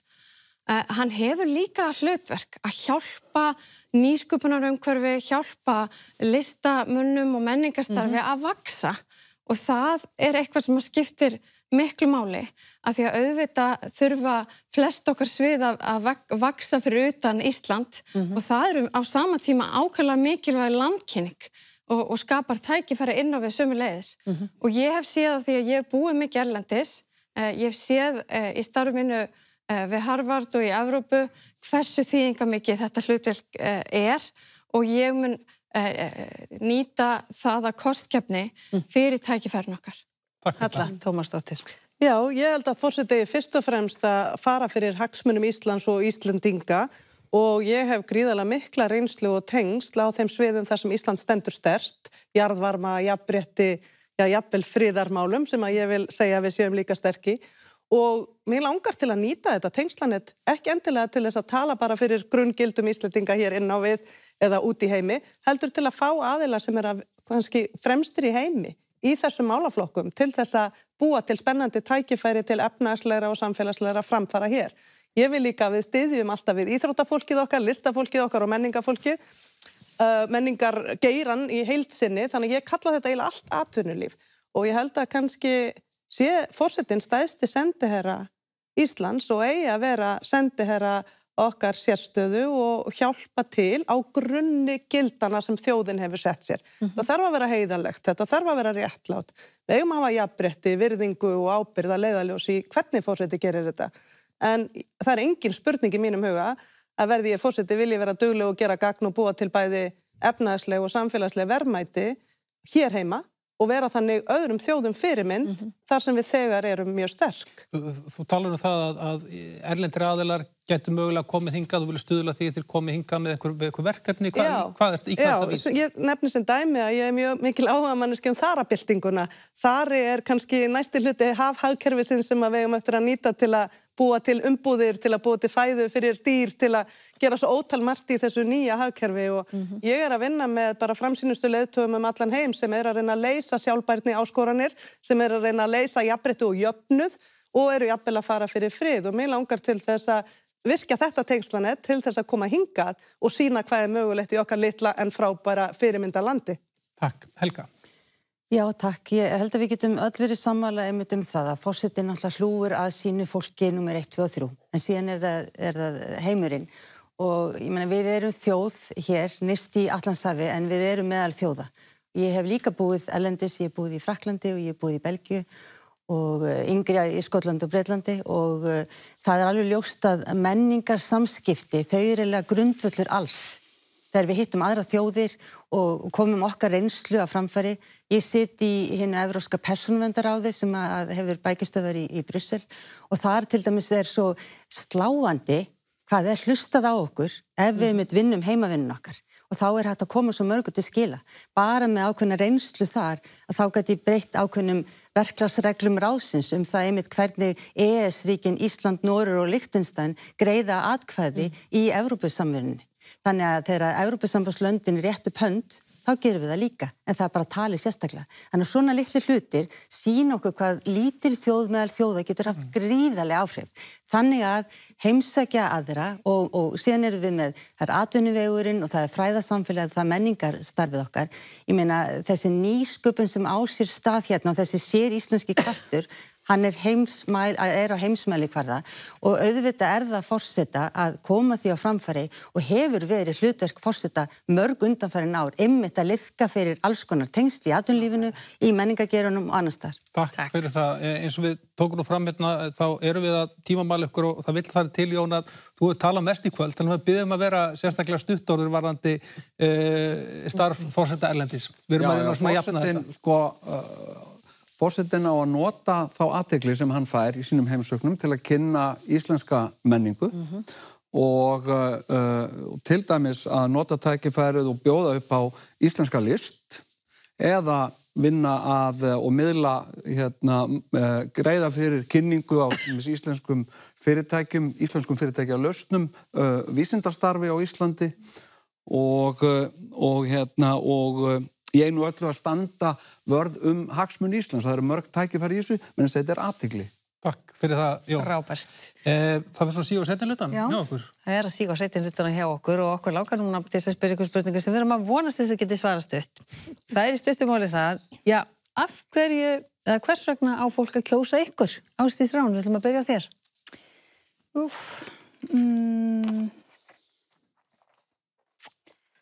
Mér langar bara að byrja á að þakka fólki fyrir þennan gríðarlega stuðning sem ég fundi fyrir síðustu vikur og ég get allavega fullvissað þjóðinu það að ég kem til dyrana eins og ég klædd, hvort sem það sé Gucci drakt eða bikini. Ég ópólitísk, ég heiðarleg, ég mannleg og ég dugleg. Og ég held að ég geti vel komið fram fyrir þjóðana sem fulltrúi Íslands bæði erlendis og hérlendis. Takk fyrir það. Ástór. Já, ég komið með þann þroska, ég tel að ég get orðið mjög góðu fulltrúi fyrir þjóðina, bæði innanlands og erlendis. Ég hef í 28 ár sýnt og sannað. Þetta svolítið eins og með Jón, við verðum að biðja að vera stuttorður, búin að tala lengi. Ég sýnt og sannað að ég gefst ekkit upp og í þessum kosningum bara tvennt að velja. Það stríð eða frið. Ég mun strax og ég fengi embættið ef að ég kjörinn fara til Moskvu og ná friðarsamningum til að afstýra því að verði ráðist á þessa þjóð með kjarnorkuvopn. Flott, Baldur. Við sem unnið höfum að mannréttindamálum og ég núna í yfir 30 ár og þurft að reyna berjast rauninni fyrir eigin tilveru og tilveru fjölskyldu minnar. Við leggjum mesta áherslu á mannréttindi allra í samfélaginu. Það finnst mér skipta mestu máli og að forsetaembætti standi alltaf með þeim sem höllum fæti standa í samfélaginu og forseti hafa kjark og þor til þess að stíga inn í umræðina ef hún verður neikvæð í garð tiltekinna hópa og hann styðji við bakið á einstaklingi í samfélaginu hópum eins og fatlaða, fólk af erlendum uppruna, fólk á landsbyggðinni, fólk á grundvelli kynhneigðar eða kyns, að forseti verður einhvern veginn að hefja sig rauninni yfir þetta dægurtras og geta staðið með okkur grunngildum okkur Íslendinga sem eru mannréttindi. Takk fyrir það. Eiríkur, hversu nætti fólk að kjósa þig? Ég er núna númer 1 og þú standa við með stjórnarskráseið sem sver sem forsetaembætti og síðan alltaf, orð mín mun alltaf standast. Og ég verð alltaf hreinskilinn með þjóðina og ég vona að þjóðin sjá það að ég hafi hæfni til þess að gegna þessu embætti. Takk fyrir það. Hallarhund, þú ert líka ein af þeim sem búin að tala hvað lengst. Við erum að svara stutt. Af hverju ætti kjósendur að kjósa þig? Ég brenn fyrir Íslandi og íslensku samfélagi og ég vil nýta þá alþjóðlegu reynslu og reynslu mína og auðlindamálum í samvinnu við alla þjóðina til þess að afla okkur sem mestra tækifæra til framtíðar. Og í því hlutverki mun ég tala fyrir almannahagsmunum og okkar gildum sem þjóðar. Takk. Ég er heiðaleg og ég er hugrökk og ég er með einlægan vilja til að þjóna hagsmunum þessa lands og þjóðar. Og ég hef reynsluna og ég hef tengslanettið og ég hef ástríðuna til þess að þetta land verði áfram fyrirmyndarsamfélag þar sem við leggjum áherslu á sjálfbærni, sköpun og samhelt samfélag. Og ég hef sýnt að ég vil vinna þannig með þjóðfundinu 2009 og mig langar til þess að við komum okkur upp úr skurðgröfunum, förum í betri orðræðu, byggjum samtal og samstarf í kringum þessa stóru málaflokka sem við þurfum að leysa úr til að hér verði framfærir og hagsæld og velsæld fyrir alla. Takk. Helga, við höfum líka að biðja þig að vera stutt á. Ég hef síðustu 8,5 ár stýrt gríðarlega erfiðri og vandmeðfarinni stofnun. Ég hef þurft að taka mjög erfiðar ákvarðanir með minni stjórn. Við höfum þurft að sekta aðila hér bæði einkaaðila og stofnanir. Ég hef sýnt dug og þor til að geta staðið með íslenskri þjóð og hafa alla jafna yfir lögum á þessu landi og það myndi ég gera á Bessastöðum. Ég myndi setja þjóðina á stall. Ég brenn fyrir hagsmunum íslensks samfélag. Ég virkilega, mér þykir vænt fólk hér í þessu landi og það er bara Ísland er í mínu hjarta það sterkt að þess vegna fer ég hérna þessa leið. Takk. Takk fyrir það. Jó. Já, sko, íslenskt stjórnkerfi er yfirfullt af embættismönnum og pólitíkusum og mér finnst okkur vanta skapandi hugsun inn í kerfið og ég held að það myndi gera mjög gott flavor inn í íslenska stjórnkerfið. Ég hef reynslu af því hjá Reykjavíkurborg að takast á vandamál með skapandi hugsun og Ísland er þekkt allan heim fyrir list og fyrir listamenn sem bera hróður þessara þjóðar út allan heim og það væri svo vel við hæfi að vera með listamann sem forseta og svo á ég líka bara mjög einstakt samband við þessu þjóð og hef alltaf átt. Takk fyrir. Takk fyrir það. Jón, Katrín. Já, ég hef staðið í ströngu mörg undanfarin ár og staðið með þjóðinni með heildarhagsmuna að leiðarljósi og ég brenn fyrir því að gera þessu samfélagi áfram gagn og ég brenn fyrir því að við hlúum að rótum okkar íslenskri tungu, sögu og menningu en ekki síður að við hefjum þau gildi sem ég tel að við séum sammálum, lýðræði, mannréttindi, friðsamlegar lausnir og jafnrétti, hefjum þau upp, bæði hér heima að heiman og ég held að þar geti okkar rödd skipt verulegu máli í alþjóðasamhengi en ég held líka að það skipti máli að hafa þessi mál að dagskrá hér á Íslandi. Takk fyrir það. Steinunn? Já, ég bauð mig fram sem fulltrúi almennings í landinu vegna þess að almannahagsmunir eru líka mínir hagsmunir. Ég má ekki til þess vita að auðæfi Íslands og náttúra og lífríki verði seld á tombólu og ég treysti mér til þess að standa gegn þeim sem eiga og ráða í þessu landi. Ég hræðist það fólk ekki og ég mun alltaf taka afstöðu með hagsmunum landsins okkar, náttúru og almennings í landinu. Viktor. Takk. Mér finnst að það eigi enginn að kjósa mig. Fólk gerir bara það sem sýnist. En fólk sem vill til dæmis ekki að þingmenn og ráðherrar séu sama fólkið. Kannski mögulega að stýra stórum stjórnmálasamtökum á sama tíma. Kjósið mig bara. Eða viljið að þjóðin fái þjóðaratkvæðagreiðslur, kjósið mig bara. Eða viljið geta kosið lítil stjórnmálasamtök með hreinni samvisku án þess að áhyggjur af því að atkvæðin eitthvað sé bara hent í ruslið, kjósið mig bara. Og ef það er einhver annar á sviðinu sem þeir bara alls ekki að vinni, kjósið mig bara. Takk fyrir það. Arnar. Já, ég bauð mig fram sem vökumann og vaktmann og varðmann og varnarmann fyrir íslenska lýðveldið og fólki hér í landinu. Ég þekki hag og sögu og menningu og bókmenntir þessara þjóðan mjög vel. Ég þekki löggjöf, stjórnskipun mjög vel. Ég tel mig geta staðið þennan vörð og ég mun gera það heilindum. Ég býð mig fram með góðri samvisku og ég hef góðan tilgang og ég óska eftir því að fólk treysti mér til að taka ábyrgð á því sem að forsetaembættið á að taka ábyrgð á. Það eru válegi tímar og nú þarf að fara að manna þessar stöður vel. Í íþróttunum þekkjum við það að við þurfum að stilla upp góðri vörn og þeir tímar eru nú runnir upp að við þurfum alvöru fólk í mikilvægustu stöður. Takk fyrir það. Nú erum við búin að fá tækifæri til að flytja hérna stutta framboðsræðu fyrir kjósendur. Það er ein spurning eftir. Örlítinn tíma eftir, okkur langar svo mikið. Við erum búin að heyra mikið frá okkur núna hér í allt kvöld hver þið eruð og fyrir hvað þið standið. En okkur langar líka til að athuga hvort að það er eitthvað sem að fólkið að núti veit ekki ykkur. Þið telji ástæðu til að segja frá núna, svona í beinni sjónvarpsútsendingu. Steinunn Ólína, þú byrjar. Það svo eitthvað skemmtilegt leyndarmál. Eitthvað skemmtilegt leyndarmál. Já, ég hef gaman af útsaum, ég hef 3 ketti, ég er mikið fyrir einveru og ég hlusta á alls konar tónlist og ég hugleiði 2 á dag. Frábært. Katrín. Ég er mjög góð að elda fisk. Ég er ekki viss að þjóðin sé meðvituð það og sömuleiðis les ég á hverjum einasta degi. Ég les skáldskap á hverjum einasta degi og mín versta martröð að vera stödd einhvers staðar þar sem ég er ekki með bók til að lesa. Og það getur verið ljóð eða glæpasögur eða skáldsögur eða leikrit eða hvað það er.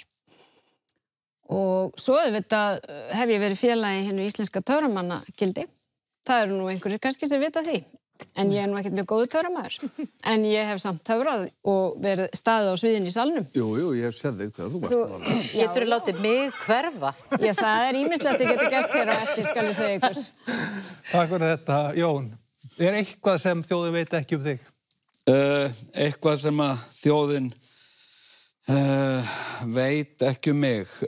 Ég borða rosalega sterka pipara. Og ég ofkrydda til dæmis allan matinn minn alveg svakalega og við erum að tala habanero og bara vel sterkt sko. Ég er mikill dýravinur og hef mikið dálæti á hundum og svo er ég með þráhyggju fyrir sko fornminjum og fornleifafræði og svona fornum íslenskum bókmenntaarfi eins og til dæmis Völuspá sem að ég elska. Ég geti sagt að heiðarlega ég elska Völuspá og get farið með hana nokkuð. Við höfum tíma, farið bara... Ok, ef við bara byrja á því. Takk, Jón. Takk, Helga. Já, fjölskyldan borðar sem sagt bara spagetti bolognese á laugardagskvöldum og það er löng saga að segja frá því, ég segi það seinna. Og Íslandsmeistari áhugamann í tjá djæf. Já. Þannig að kom heim í hvítum buxum eftir leikskóladag. Ég veit ekki alveg hvernig ég fór að því. En svona bara, ég hundamanniska líka. Við hittumst upp á Hólmsheiði og hann gaf mér póstkortið sitt kynninguna sína. Það er ekki alvegilegu? Jú. En hann hrósaði undir hundinum mínum, þannig að þá erum við kvitt. Alla. Já, ég er áhugamanniski hugleiðslu líka og hugrekki og ég held að hugrekki búi í hjartanu og það sé svona vöðvinn sem við æfum minnst í lífinu og ég skrifaði heila bók það í haust þannig að þeir sem vilja læra alls konar sem þau veit ekki mig geta hlusta á hana því að hún er líka komin á Storytel en ég er líka lestrarhestur eins og Katrín og les mikið og hlusta mikið og tel það vera unnastundir. Takk fyrir það. Halla Hrund. Já, mér finnst sko smá svona menningar danstvist í tilveruna vera ómissandi.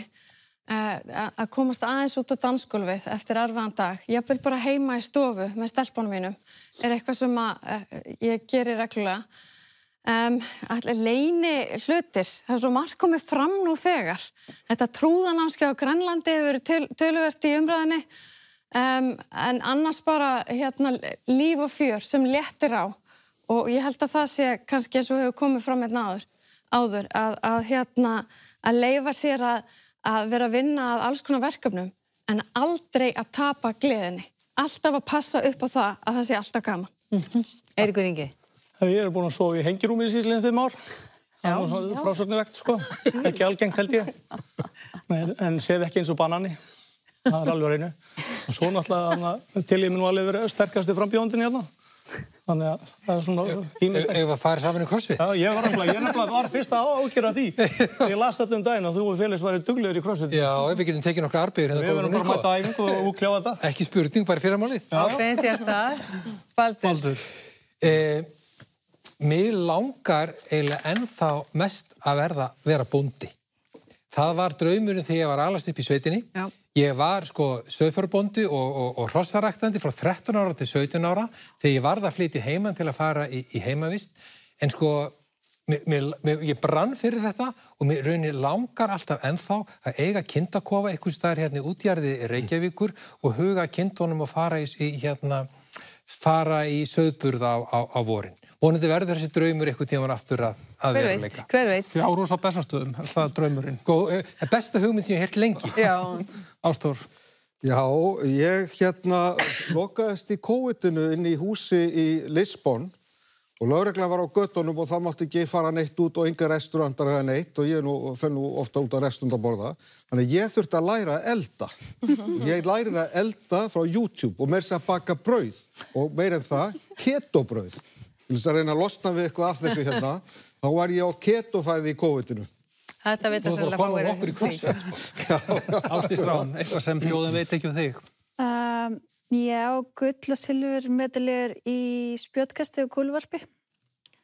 Ég er mikill dýravinur og það er í algjöru uppáhaldi hjá mér að laga þyrlur og fljúga þeim. Annars held ég að flesti viti svona mest allt mig. Takk fyrir það. Arnar. Já, ég get bakað pönnukökur á 3 pönnum í einu. Það getur enginn. Og ég hef sérstakann hæfileika. Ég get samið barnasögur fyrir börnin mín, bara það renn upp úr mig svona. Ég á mér þann draum að verða rithöfundur og skrifa þessa sögur niður ykkur tíma. Aldrei að vita nema sá draumur rætist. Og við endum á þér, Viktor. Ég naut þess heiðurs síðasta haust að vinna hjá Sláturfélagi Vopnfirðinga sem er einmitt síðasta sláturhús á öllu Austurlandi til þess að hætta störfum. Þannig að takk fyrir það. Já, vel gert. Takk fyrir þetta.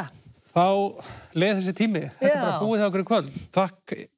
Þakka ykkur kærlega fyrir að vera hérna með ykkur. Og gangi ykkur öllum vel í baráttunni sem er framundan, sem nú er að fara á fullt.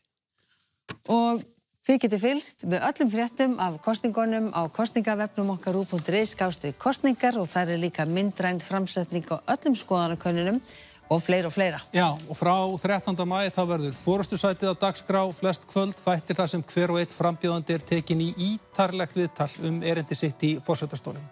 Og að vanda verða svo aðrar kappræður kvöldið fyrir kjördag og hugsanlega með aðeins öðru sniði en hér hjá okkur í kvöld. Já, og svo eru þetta umfjöllun í öllum okkar miðlum, þannig að það eru næg tækifæri til að kynnast þessum frambjóðendum enn betur.